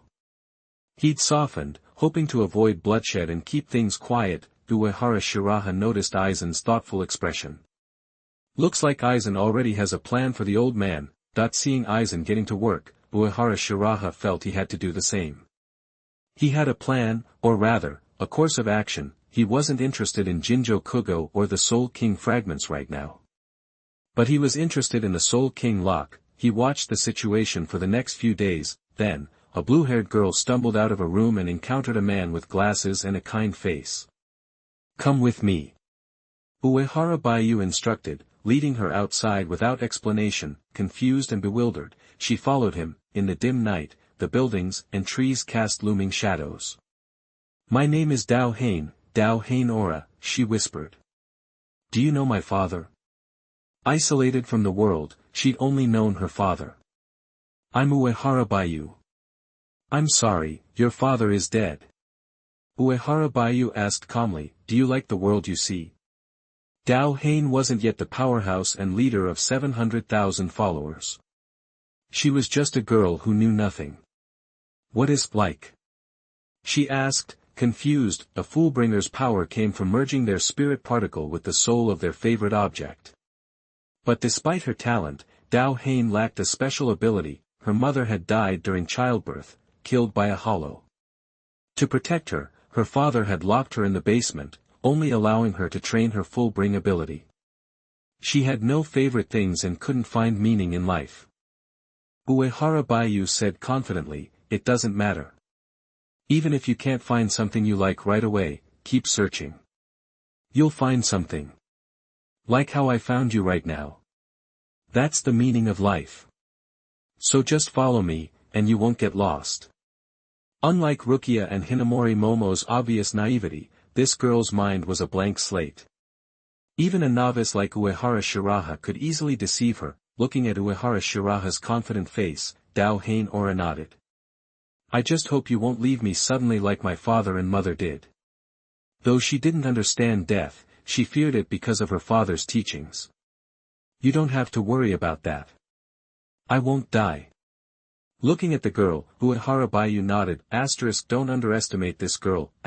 Decades later, her abilities would rival Madeo Aizen and Bankai Unohana, thanks to her talent and the Soul King lock knot she possessed. The knot was tied to the spirit body's spiritual power, the source itself. This allowed her to manipulate spirit particles, even turning her body into mist to evade attacks. In the future, she'd even use this to break Tsuneyashiro Tokunada's mirror flower, Water Moon with Yanra Kagano's help. Dohain, the perfect maid, and Yanra Kagano didn't belong in the hands of someone like Tsuneyashiro Tokunada. Now, this beautiful and loyal girl belonged to Uehara Shiraha. A system prompt appeared in his mind. He opened the task panel. Besides his daily tasks, there was a new one: obtain the Yenluo Mirror Code, Special Mission, 13. Divine weapons are for the virtuous. The Tsunemayo family is unworthy of possessing a divine weapon like the Yenluo Jingyan. Please, host, Take away the Tsunemayo family's heirloom divine weapon for the sake of justice. Reward, random ability or item. Uehara Baiyu was pleased. The Tsunyashiro family's Yanra Kagami Nori was like the Ise family's 8 mirror swords and the monk's Ikemanji, ancient weapons predating Zanpakuto. It could copy any Zanpakuto shurikai the user had seen and release them simultaneously. Kajika Suijetsu and Bloom, Senbon Zakura at the same time, but the catch was that it consumed soul potential, or basically, killed you. Uehara Shiraha wanted it. Such a weapon was dangerous in anyone else's hands. He didn't need it to become stronger, but he couldn't let others have it. This mission was perfect. Uehara Shiraha, now in an even better mood, looked at Michi-hame. You must be hungry, right? Let's go get a feast. As they left, the barrier dissipated, and the surveillance equipment in the Siriidi video hall returned to normal. Where's that girl? Tsunyashiro Tokunada gritted his teeth. He'd been watching Dao Hain, waiting for her to break down so he could control her. Now, she was gone. Sorry, Master Tokunada, a technician said. There seems to be something wrong with our equipment. We can't track her. Fooled. Ha ha ha. Tokunada laughed, sounding insane. Wonderful. Can this crazy world get any crazier or uglier? That the technicians lowered their heads, unable to confront his status and power. In the Kayanoya Palace, Aizen, Tozen Kaname, and Ikemara Jin gathered. Ikemara Jin narrowed his eyes.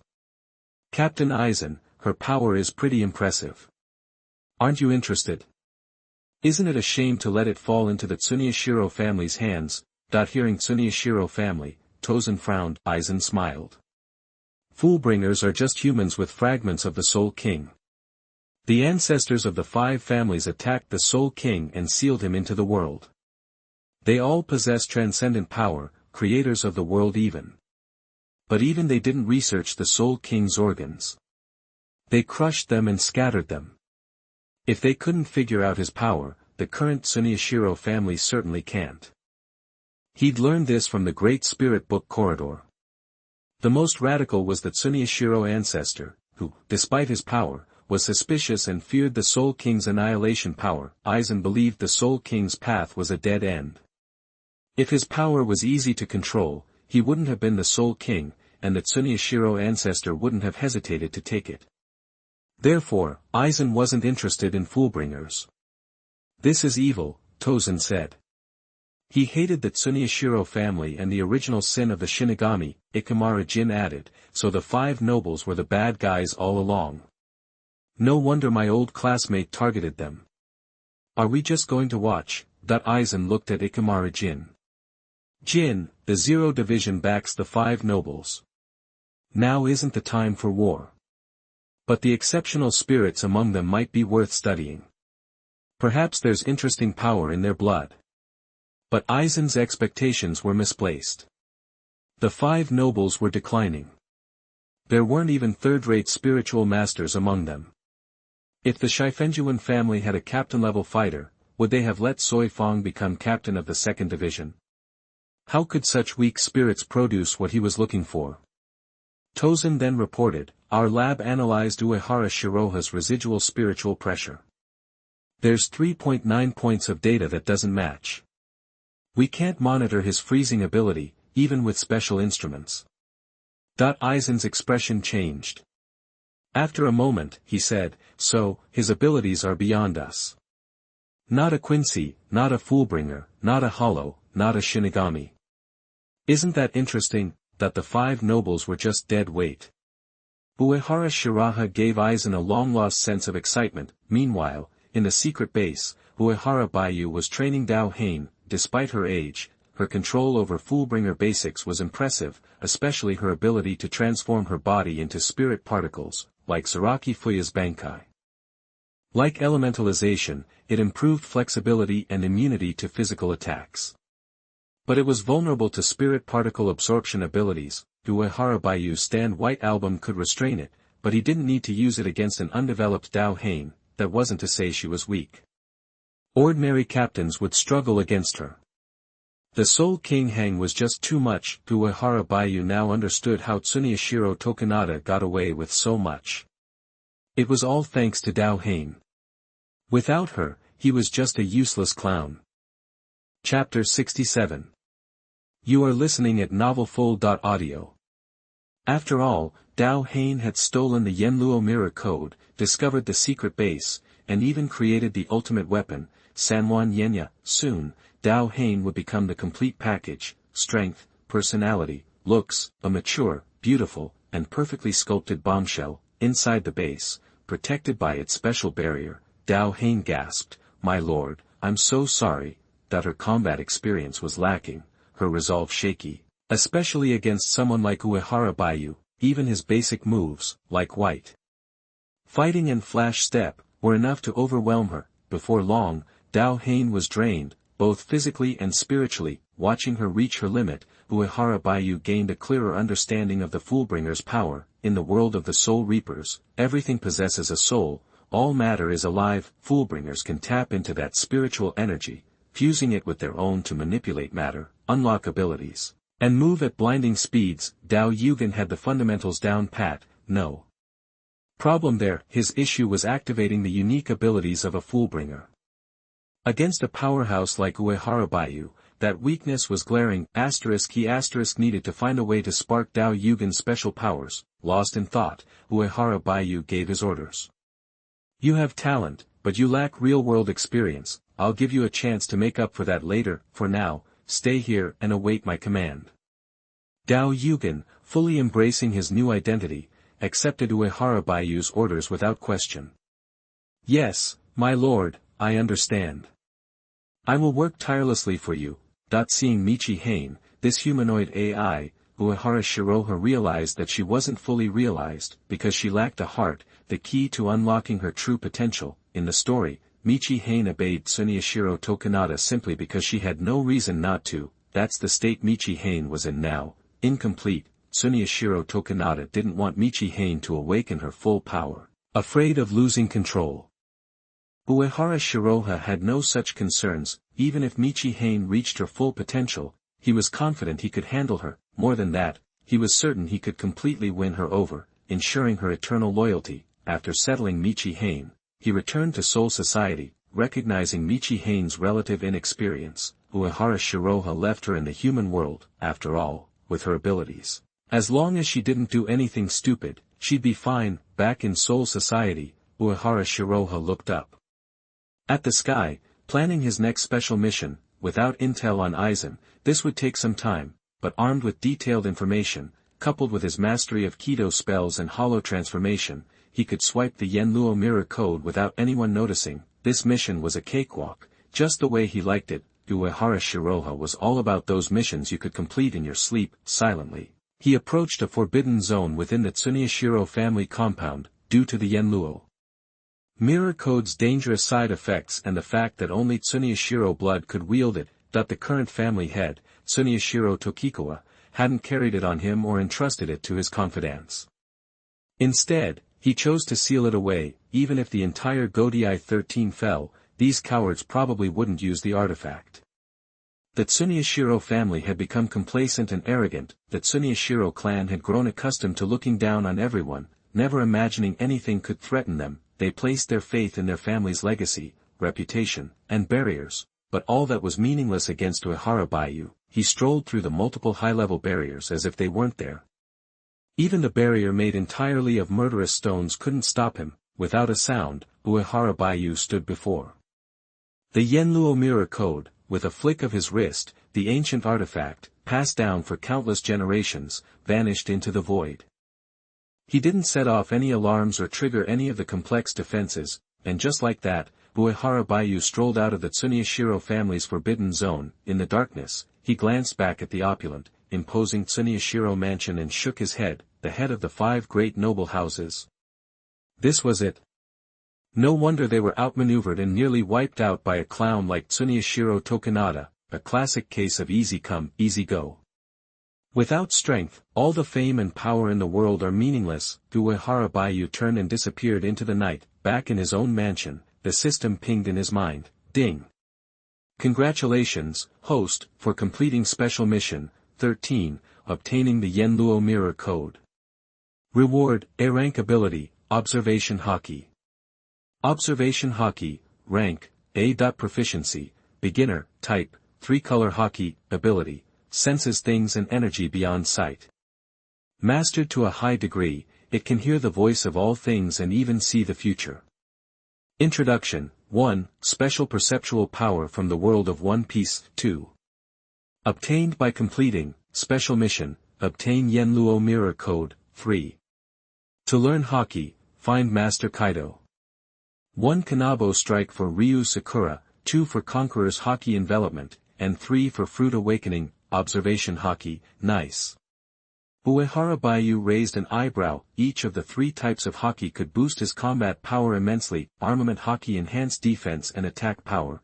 Conqueror's Haki Envelopment was a devastating technique. Focusing, Uehara Baiyu activated his newly acquired Observation Haki. Suddenly, he had a bird's-eye view of everything around him, perceiving energy flows he'd never noticed before.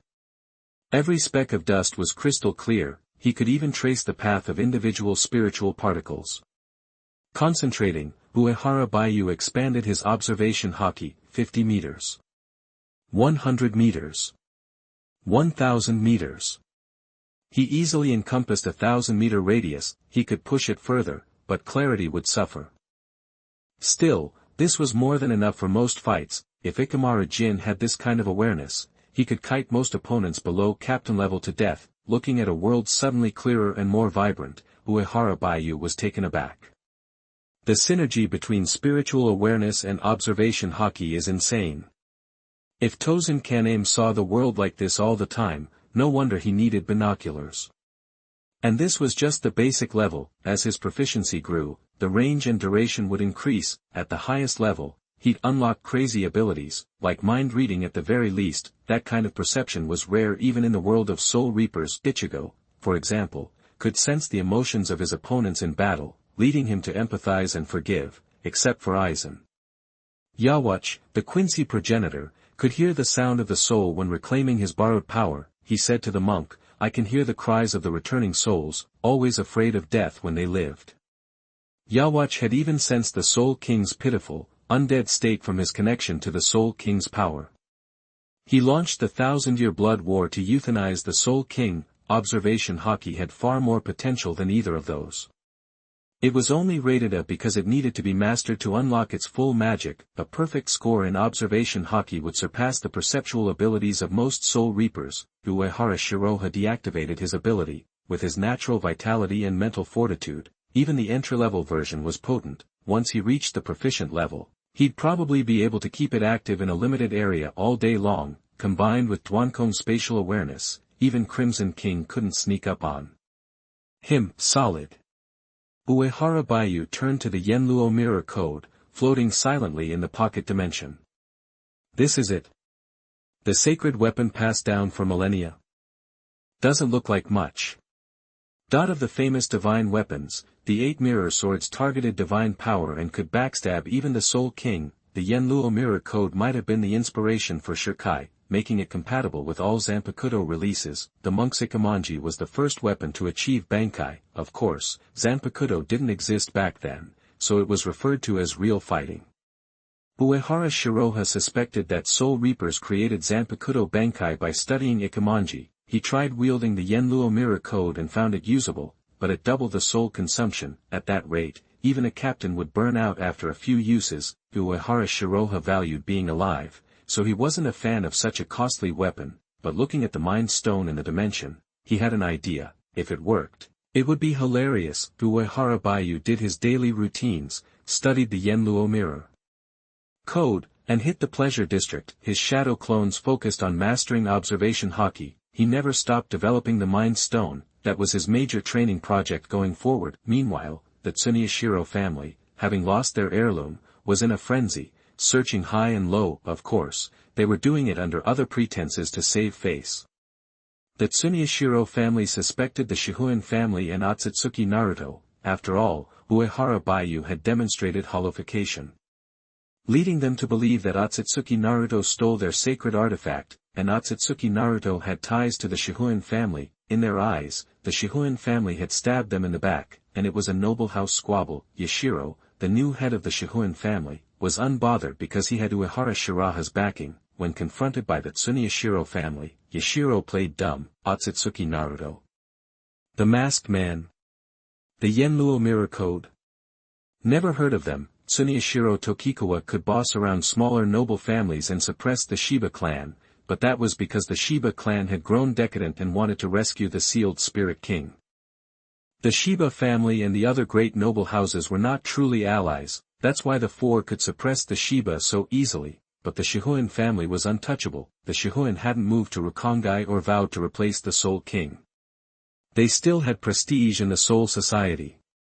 No matter how much control the Tsuneyashiro family had over the Central 46, they couldn't control the 5 great noble houses. To punish a noble house, they needed to convene a meeting of the Gold Seal nobles, but how could they publicly admit they lost the Yenluo Mirror Code? He, Tsuneyashiro Tokikawa, would be the first to be held accountable, so, Tsuneyashiro Tokinakawa had to swallow his anger and secretly escalate the search. Tsuneyashiro Tokinada was even more frustrated. He cackled to himself in his room. He. First the puppet I wanted, then the Yenluo Mirror Code. Well done, Otsutsuki Naruto, you've ruined everything. You're the bane of my existence. The Yenluo Mirror Code and Michi Hain were his 2 most important pieces, and they were gone. Tsuneyashiro Tokinada suspected that Otsutsuki Naruto had snatched up Michi Hain as well. His twisted mind seethed, and he wanted to kill Otsutsuki Naruto. When he finally calmed down, Tsuneyashiro Tokinada realized a serious problem. To get Michi Hain, his perfect puppet. He had been active recently. Even worse, he snuck into the forbidden area to see the Yenluo Mirror Code. It was fine if no one investigated, but if they dug too deep, he might take the fall for this mess. Tsuneyashiro Tokinada's face contorted, and he ground out each word. Oh, Tsutsuki Naruto. Sooner or later, you will pay. Uehara Shiraha didn't give a damn about noble house drama. They were looking for Otsutsuki Naruto. What did that have to do with him? He was the Soul Society's next captain, hand-picked by head commander Yamamoto. The weather was good, so he was teaching his 2 cute apprentices in the training grounds. A good way to do daily tasks. Teaching and preaching, daily task. It's spring, the weather is bright and clear, and you decide to teach Hinamori Momo and Rukia, familiarizing them with the increasingly powerful observation haki. Reward, random attribute points *2. In the past 3 months, his observation haki had improved greatly, thanks to daily tasks and shadow clones, and his proficiency had reached mastery. Now, Uehara Bayou could keep his observation haki active constantly, and its range had expanded to 5,000 meters. Mr. Uehara, how's this? Too soft. Hinamori Momo and Rukia, 2 sweethearts, were massaging Uehara Bayou's shoulders and back. Chapter 68. You are listening at novelfull.audio. Both girls were incredibly dedicated and skilled. You could tell it wasn't their first time. Uehara Shiraha closed his eyes, savoring the moment, and nodded. Excellent. That he enjoyed everything, from the vibrant nightlife to this cozy, happy life, living for millennia, spending all your time just training. That's too much. This is the life. After the massage, Uehara Shiraha gazed at the 2 petite girls. They were well behaved now, but with his guidance, they'd become surprisingly strong, almost at the level of a vice-captain. Besides, Uehara Shiraha knew Hinamori Momo and Rukia weren't as docile as they seemed. Take Rukia Kachiki. She always preached Soul Society rules, but she broke taboos without a second thought, like secretly giving Shinigami powers to a human, sheltering Chikanmaru and Kisuke Urahara, wanted by the Soul Society, and covering up the missing Shinigami power. In the story, Renji Aburai seemed rebellious, but he was always following the rules, intimidated by the 5 noble families and Byakuya Kachiki. Rukia, a Kachiki herself, didn't think nobility was all that. If Ichigo Kurosaki hadn't shown up, the red-haired rebel and Rukia would have drifted apart, living in different worlds. And then there's Peach God. Hinamori Momo appears to be a pure, naive girl obsessed with romance, but that's just because Aizen had her fooled. Anyone brainwashed by Aizen, a super smart mastermind who sees through everyone, would be messed up. So, when it came to Aizen-related stuff, Hinamori Momo would short-circuit. But otherwise, Hinamori Momo had a mind of her own. During the Ryoka invasion, she noticed Renji Abarai disobeying orders, ditching his armband, and running off, but she didn't report it. When Byakuya Kachiki punished Renji for neglecting his duty, Hinamori Momo confronted him directly, showing no respect. When she thought Jin Ikamaru was the murderer, Hinamori Momo fearlessly drew her sword. Even when Aizen himself stabbed her with his Zanpakuto, Hinamori Momo remained stubborn, so, his two little apprentices were actually fearless, a real dynamic duo. Plus, teaching female apprentices was more rewarding. Thinking this, Shiraha's eyes grew subtly mischievous as he looked at them. Noticing Uehara Shiraha's gaze, Rukia's black pupils turned starry, like a kitten's. She said sincerely, "Teacher Uehara, thank you for recommending me to be the chief officer of the 13th Division." Because of Byakuya Kachiki, Rukia was stuck as a regular member. Even with her strength, she couldn't become the chief officer, but Uehara Shiraha didn't play nice with Byakuya and made Rukia the chief officer directly. Feeling acknowledged, Rukia was eternally grateful. Being a Kachiki didn't bring her much joy. Her status earned her the nickname Little Princess from Rukongai at the Shino Academy and the 13th Division. With everyone judging her, nobles looked down on her, and common Shinigami kept their distance. She had no friends, no companions. All her childhood friends were dead, and her only companion, Renji Abarai, had left. Now, they were walking the same path again. Worst of all was her brother Byakuya Kachiki's indifference. To gain his approval and not tarnish the Kachiki name, she worked tirelessly to improve, but all she got were snide remarks. "Is that the Kachiki's eldest daughter? Nothing special. I don't know what the Kachikis saw in her. Such trash. She's always so serious, thinking she's a princess. Ridiculous." That she was alone, unable to earn anyone's respect. She closed off her heart, becoming indifferent. Uehara Shiraha was a ray of light, illuminating her world and her heart. He recognized her efforts, taught her skills, improved her strength, and showed her the way of the heart. So, Rukia admired and was grateful for her incredible teacher. Hearing Rukia, Hinamori Momo chimed in. "Me too, teacher. Thank you for the special training. Otherwise, I wouldn't have saved Senior Kanazawa in the mock exam." That day, Hinamori Momo saw how terrifying hollows were and how important strength was.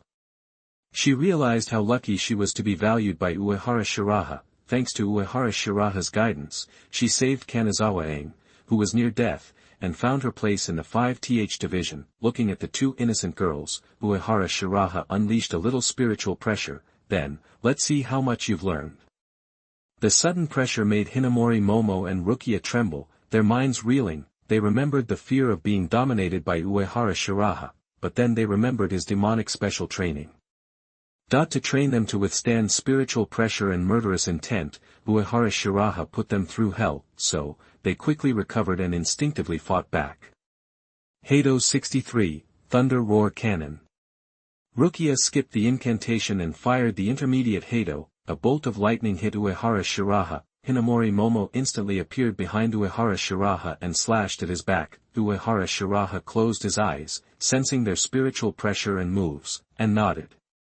"Launching such a powerful attack so quickly, your understanding of the heart is deepening. Good, but against a strong enemy, don't attack without holding back." He pointed with his right index finger. An advanced Hakuda technique shattered Rukia's Kido. Uehara Shiraha turned and pointed his index finger at Hinamori Momo's Zanpakuto, Tobium. The blade froze in mid-air, unable to move. With Uehara Shiraha's warning, Hinamori Momo and Rukia used Shuanpa to dodge and launched another attack. Seeing their openings, Uehara Shiraha could easily win even if he used the same strength. Since it was a training exercise, he let them play while pointing out their flaws. His observation haki was dominant, letting him, with his eyes closed, control the battle. Hinamori Momo and Rukia tried their best but couldn't escape his reach. Uehara Shiraha stood firm, resisting their attacks while instructing. Shinigami Zanjutsu and Hakuda might seem basic, but they're critical. For you, Shuanpa is for dodging and speed. Hakuda and Zanjutsu are about hitting. If Hakuda and Zanjutsu don't hit, neither will your Zanpakuto abilities or Kido. Kido and Zanpakuto abilities are advanced uses of spiritual pressure. you need to constantly refine all of this, never slacking off. Kairaku Shunsui always fought casually and learned about his enemy because his fundamentals were strong, his Zenjutsu and Hakuta were too strong, letting him fight easily. The frivolous man was actually serious in battle, his flippancy was just a cover to learn about his opponent and then strike with one blow, knowing he could kill a personal guard with a single blow. Uehara Shiraha couldn't underestimate Shinigami's Zenjutsu and Hakuta, for Rukia and Hinamori Momo, mixing Zenjutsu and Hakuta with their Zanpakuto was the best approach. They were destined to be captains and got targeted guidance from Uehara Shiraha, so they were getting bolder, their attacks fiercer and faster. The two petite figures danced around Uehara Shiraha like black butterflies, using observation haki. Uehara Shiraha clearly felt the determination in their spiritual pressure. He nodded, as expected of his disciples. They were getting stronger. The heart is essentially belief, it's fundamental. When you strike, you aim to knock them down. When you protect, you're ready to die. In a world where souls exist in all things, that belief becomes a powerful force. It doesn't cause explosions, but it lets Shinigami maximize their strength. A wavering mind weakens them. Now, Hinamori Momo and Rukia had unwavering belief in their spiritual pressure. Shiraha Uehara also helped Nanao Ise master the intent in her spiritual pressure, giving her her own beliefs, and that belief was the start of becoming strong. Shiraha Uehara laid the foundation for the girl's strength. He also shaped their lives, but right now, Rukia and Hinamori Momo didn't feel any progress. They just felt hopeless. They tried everything, every method, but it didn't work. With his eyes closed and using only one finger, Uehara Shiraha hadn't even moved. The difference in strength was unimaginable. Even their captains weren't that strong. When they heard Uehara Shiraha defeated 3 captains, they were happy for him and shocked by his strength. They could only guess what a captain level fight was like, the upper limit of strength, but now, they glimpsed the terrifying depths of their teacher's unfathomable power. Finally, a little exhausted, Hinamori Momo and Rukia exchanged glances, stopped, took deep breaths, and said in unison. Mr. Uehara, we can't do it anymore. Sorry to disappoint you. Go back and practice more Hakuta to improve your stamina. Uehara Shiraha praised. You remembered my teachings, excellent. What reward do you want? Rewards after punishment were common, but effective. His daily task rewards arrived too. His Zenjutsu and Hakuta each gained a little proficiency bonus, bringing him closer to Millennium Captain level. Uehara Shiraha was looking forward to it. Hearing Uehara Shiraha's words, Rukia seemed to remember something. Taking out a drawing, she looked expectantly at Uehara Shiraha. I drew a picture to express my gratitude. I hope you'll give me some advice. Seeing Rukia's expression, Uehara Shiraha knew the soul painter was back. He didn't take the drawing, but looked gently at her. Rukia, let me be clear, if you draw me as Chappie again, there will be consequences. Rukia instinctively covered her butt, then took back her masterpiece with a wry smile but regretful eyes. Her teacher was the honorary president of the Painting Association. With his recommendation, she could join and let more people know how cute Chappie was. Seeing the funny Rukia, Hinamori Momo laughed.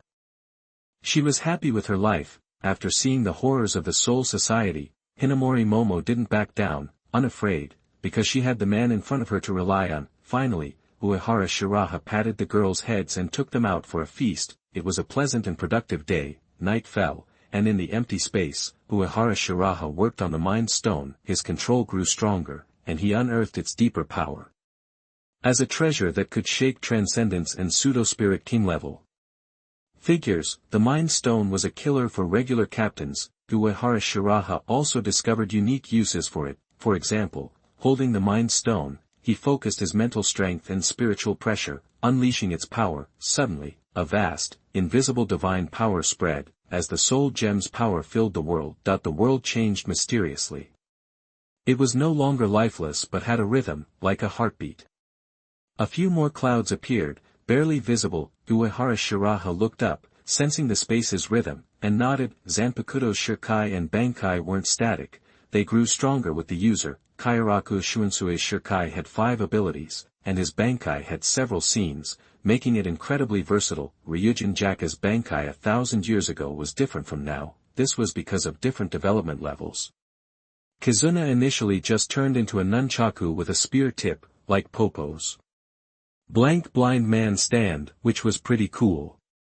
But with the insect arrow, it could instantly become a world-destroying stand. Now, for Uehara Shiraha, the Mind Stone was like that bug arrow. His stand, Zanpakuto, and other props could get stronger with its power. He could even use the Mind Stone to enhance his foundation. Chapter 69. You are listening at novelfull.audio. You know, vision was born because of the Mind Stone's power, basically creating life and a soul. In the idealistic world of death, souls and consciousness are the ultimate power. Like he figured, the Mind Stone is crazy strong in a world where everything has a soul and consciousness. Uehara looked at the Yenluo grimoire in the shattered space, an idea sparking in his mind. He reactivated the Mind Stone. A surge of mental force slammed into the Yenluo grimoire's consciousness. Suddenly, Uehara found himself in a bizarre space. First, there was just white, then it swirled and exploded into a kaleidoscope of colors, and these colors pulsed with intense energy. It was something else. This was the source of the Yenluo grimoire's consciousness. The Yenluo grimoire was a magic weapon millions of years old. The power at its core was on the verge of becoming immortal, a vast ocean almost impossible to budge. Uehara thought that Tsuneyashiro family had wasted this thing. They were using the Yenluo Mirror Classic all wrong, barely scratching the surface of its true potential. For Uehara, armed with the Mind Stone, the Yenluo Mirror Classic was a goldmine. He started using the Mind Stone to pull on, even control, the grimoire's massive source of power. With practice, his grip on both the Yenluo Mirror Classic and the Mind Stone tightened. Uehara felt the time was right to put these two weapons to work. Time to test the Infinity Stone's power in the Death Realm. Under the cover of darkness, Uehara Shiraha strolled into the Tsuneyashiro family's branch estate, connected to the main estate. It was huge, a sprawling display of wealth and excess. A few steps later, Uehara Shiraha was at the edge of the branch estate. He spotted a house, nothing special compared to the rest. Uehara Shiraha's observation hockey detected a web of complex barriers.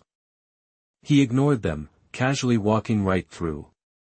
He then dispelled the barrier hiding his presence, and just like that, Uehara Shiraha, wearing a Batman mask, made a grand entrance. The man in the room, decked out in finery, noticed Uehara Shiraha and muttered. Some masked punk thinks he can just waltz in on Tsuneyashiro Tokunada. That he clutched a treasure capable of triggering spatial powers, feeling a bit safer. Like a spirit channeling charm. Activating this treasure would let him teleport out of here. Tsuneyashiro Tokunada, with his long, dark green hair, wore a fancy yellow robe over a white underrobe, and a wicked-looking blade hung at his hip. His face, snake-like like Ikimara Jin's, except this guy's eyes were open, and he had this permanent, condescending smirk that just rubbed you the wrong way. Uehara Shiraha didn't even look at Tsuneyashiro Tokunada, just scanned the room, and said casually. Hey, Tsuneyashiro Tokunada, call me Otsutsuki Naruto. Otsutsuki Naruto, heard the name. Tsuneyashiro Tokunada's smirk widened. Uehara Shiraha sized up the Ikimara Jin with his eyes open in front of him and said calmly. Flattered. You know why I'm here, right? Doesn't matter why, you're done for anyway. Tsuneyashiro Tokunada scoffed. Who do you think you are, trying to snatch the Tsuneyashiro family's sacred artifact? You have any idea how noble we are? That his face, his eyes, his tone, everything screamed crazy. He went on and on about how great the Tsuneyashiro family was, like he was so proud, but his expression and eyes showed he looked down on everything. He didn't respect the Tsuneyashiro family. Heck, he seemed to be mocking everything in existence. Uehara wasn't taking this split personality seriously. He was just a clown, not worth the worry, he said flatly. Oh, super noble. More noble than the world itself, even the Soul King. After all, your ancestors took down the Soul King. Want me to give you a round of applause? Ha, didn't think you'd know that. Amazing. Tsuneyashiro Tokunada's eyes went even wider. This world's built on original sin. You don't seem like a boring guy, so how about helping me control the Tsuneyashiro family, my tool, the Dao Hain Aura? You got that too, right? Whatever, doesn't matter, they're just humans, totally worthless, but I need the Yenluo grimoire you got.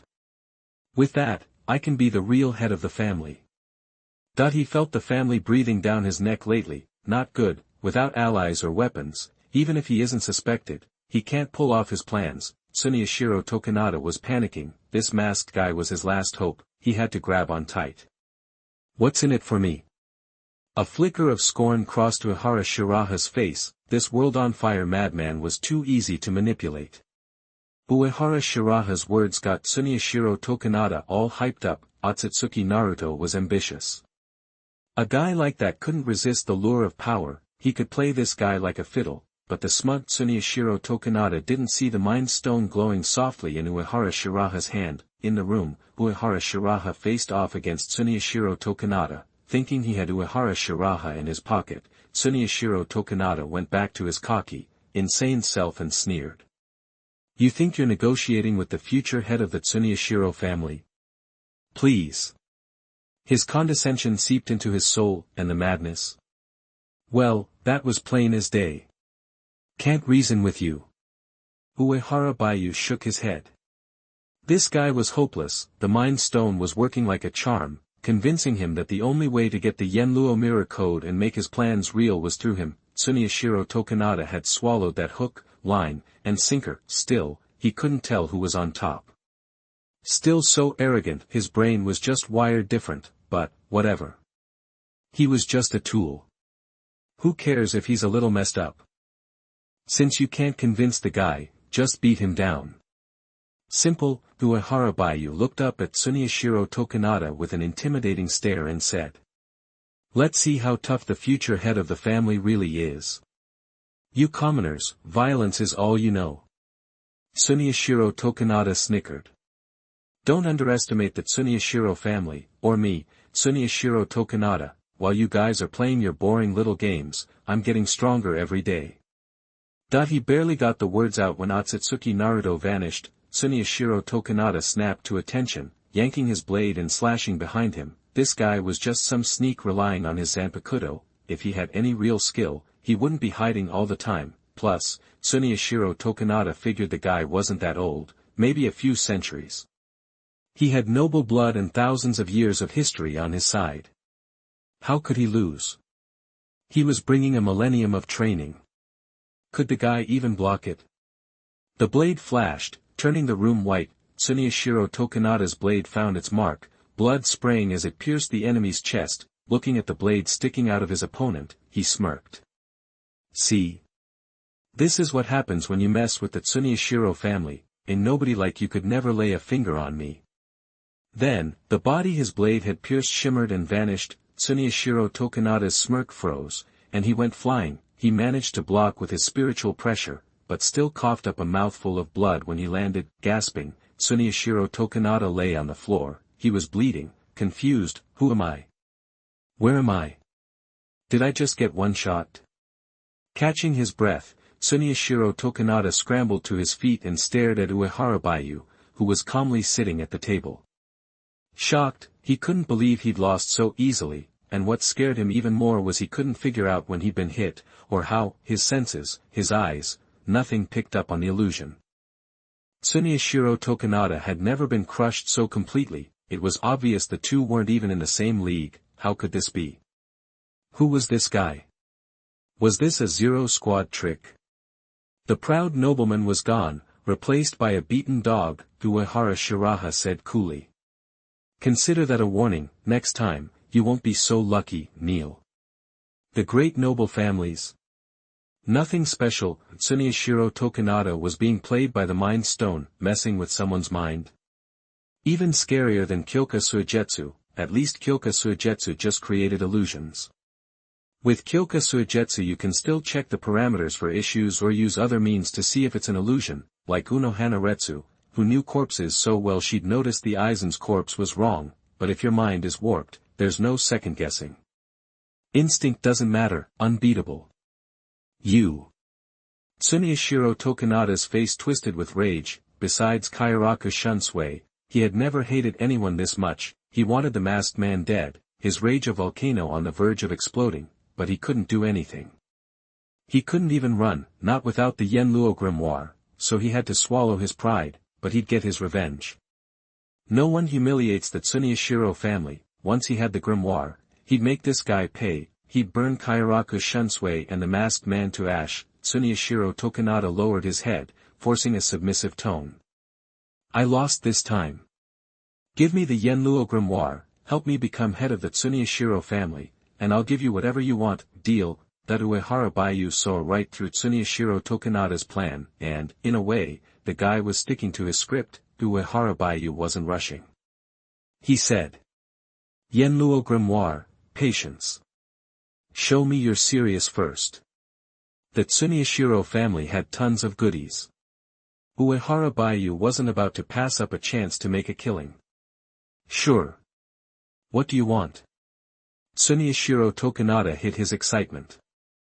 With the grimoire, he could kill the rest of the Tsuneyashiro family and become the sole heir. Once he was in charge, he could call a meeting of the 5 noble families and force the Zero Squad to do his bidding. With the Zero Squad on his side, he could control everything, he could do whatever he wanted. Uehara Shiraha coolly stated his request, control of the visual department.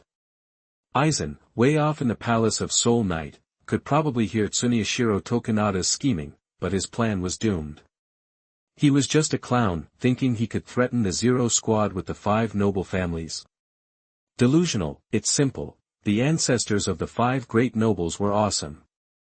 They betrayed the Soul King, created the 3 realms, and took control of the Soul Society. So, where are they now? Dead, right? The monks in the Soul King Palace, looking down on everything, doing great. Yawatch, who claimed to have absorbed the Soul King's remains, was strong, but the monks still tricked him into becoming a wedge. The ancestors couldn't touch Hayashibu Ichibai, and neither could Tsuneyashiro Tokunada. In the room, Tsuneyashiro Tokunada, without a moment's hesitation, agreed, okay, no problem, that he had already taken control of the video hall. For him, the video hall was no longer the key, the Yenluo mirrored yen was all that mattered. Tsuneyashiro Tokunada's things were not so easy to take away. Pleasure doing business. Good.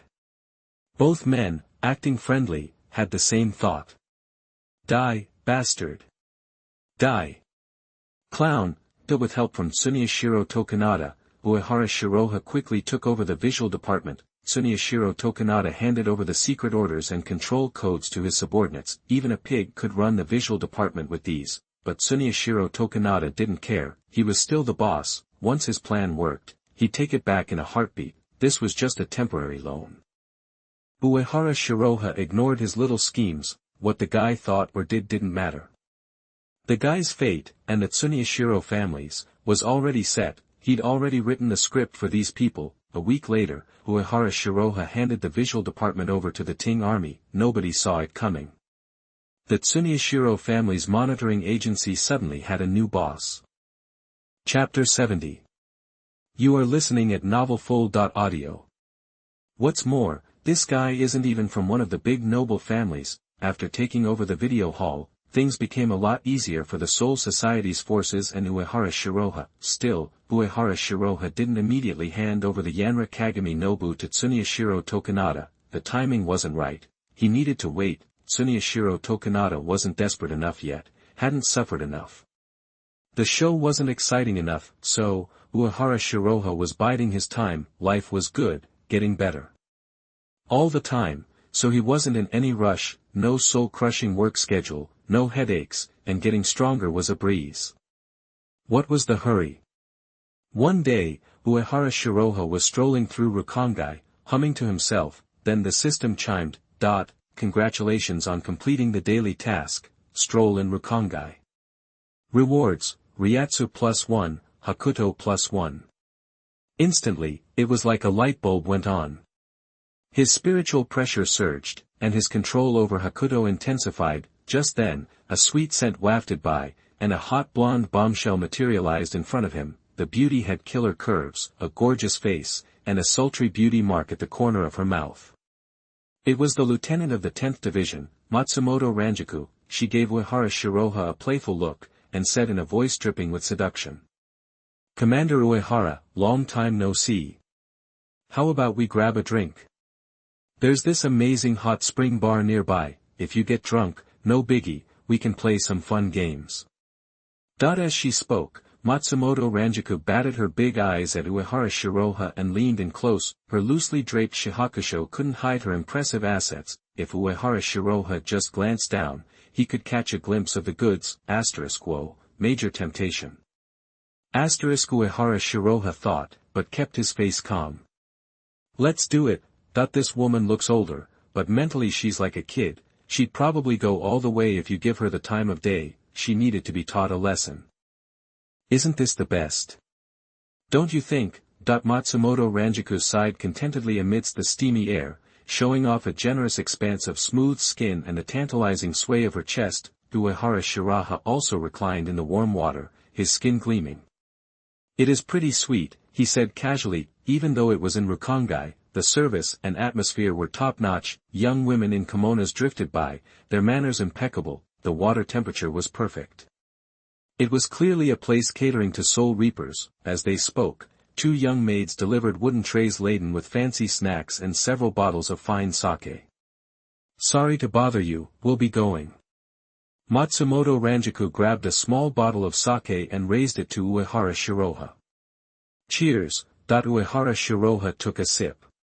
It was decent. It would be considered average in the Soul Society, but it was top-shelf stuff here in Rukongai. Matsumoto Ranjaku was already chugging half a bottle, while Uehara Shiraha was still nursing his. Matsumoto Ranjaku had already finished one and started on the second.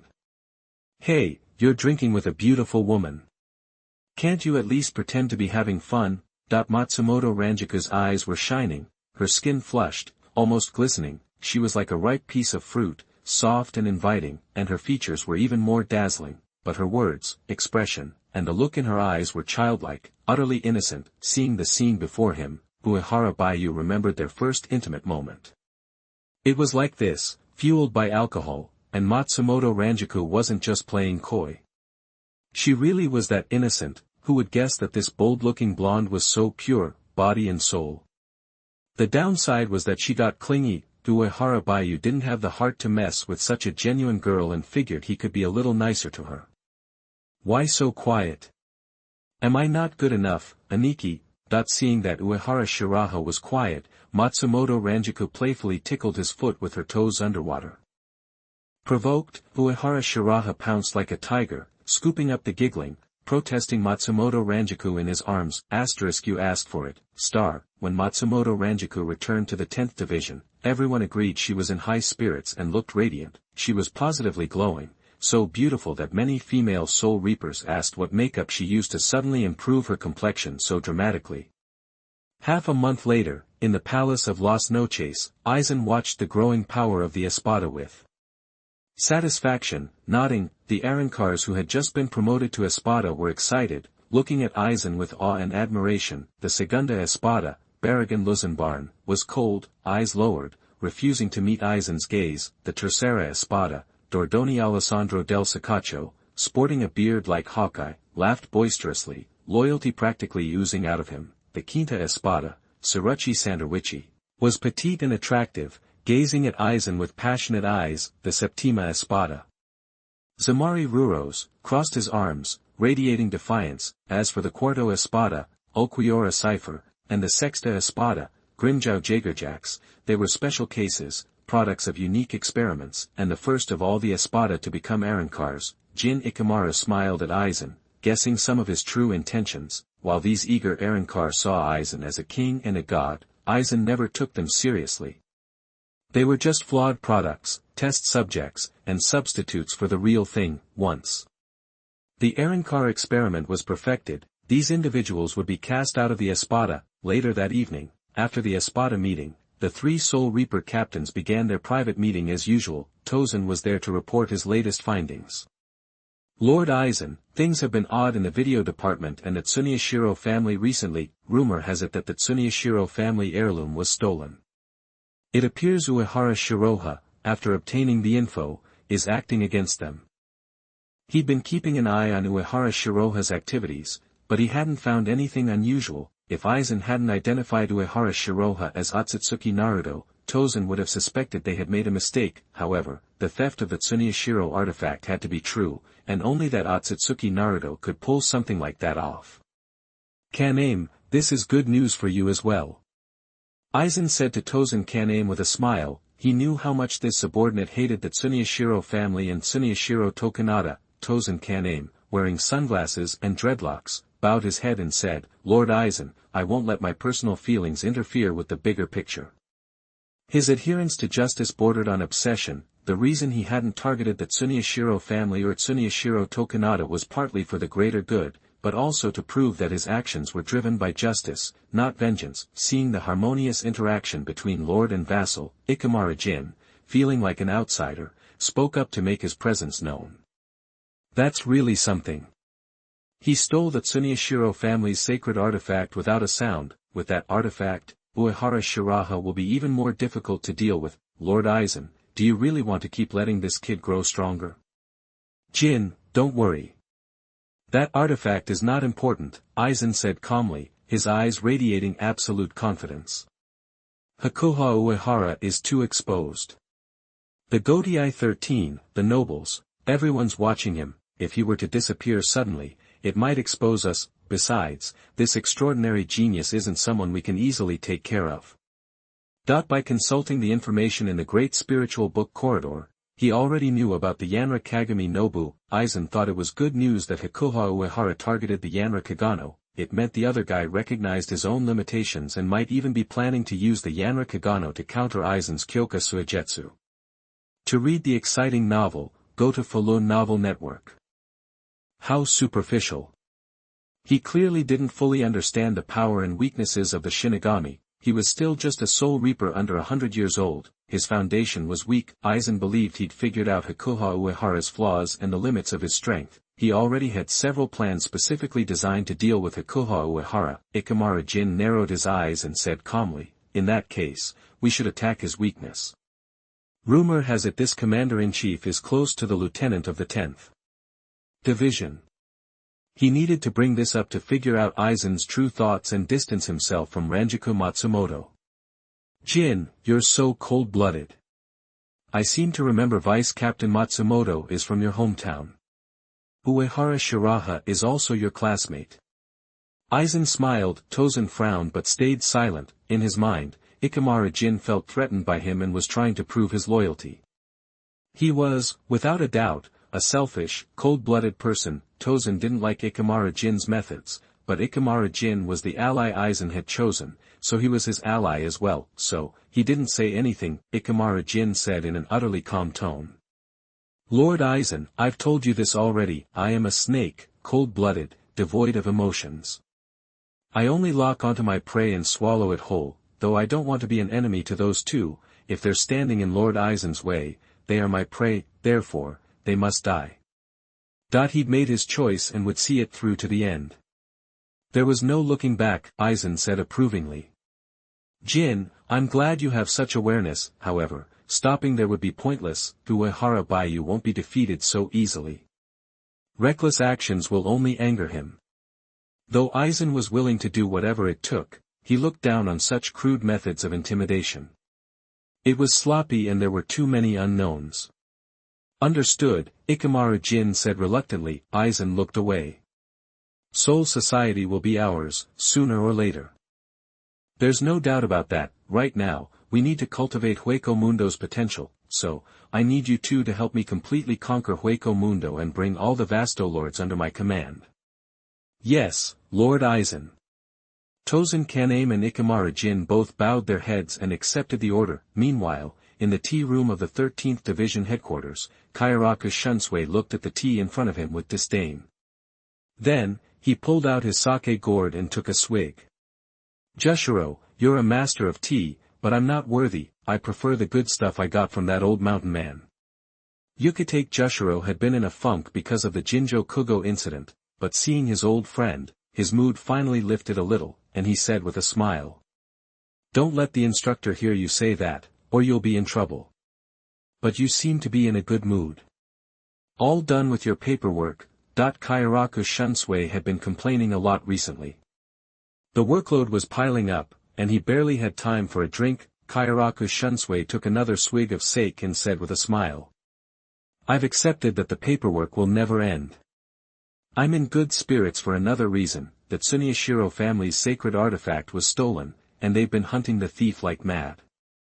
He'd never gotten along with the Tsuneyashiro family. The reason was that this repulsive family had once coveted the Ise family's sacred artifact. Their coercion had caused so many bad things to happen. Besides, the Tsuneyashiro family had become increasingly arrogant lately, bullying many small and medium-sized noble families, so, Kairaku Shunsui hated the Tsuneyashiro family.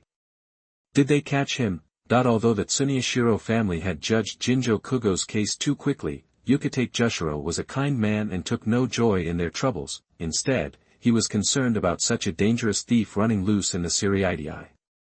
No, this thief is something else, Kairaku Shunsui sighed. Escaping the notice of the 5 great nobles isn't easy.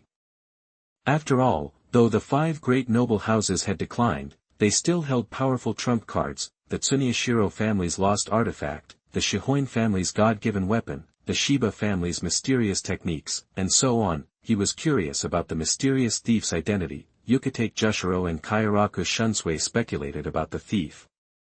Yukitake thought this had to do with internal power struggles within the 5 great noble families. Only the 5 great noble families had the knowledge and ability to do this. Kairaku Shunsui even thought the thief might be from the Tsuneyashiro family, but they didn't reach any solid conclusion because there were too few clues, and the story of the mysterious thief in Seoul society gradually spread. In present-day Karakura town, at the Uehara shop, Uehara Kisuk was deep in thought. A mysterious thief.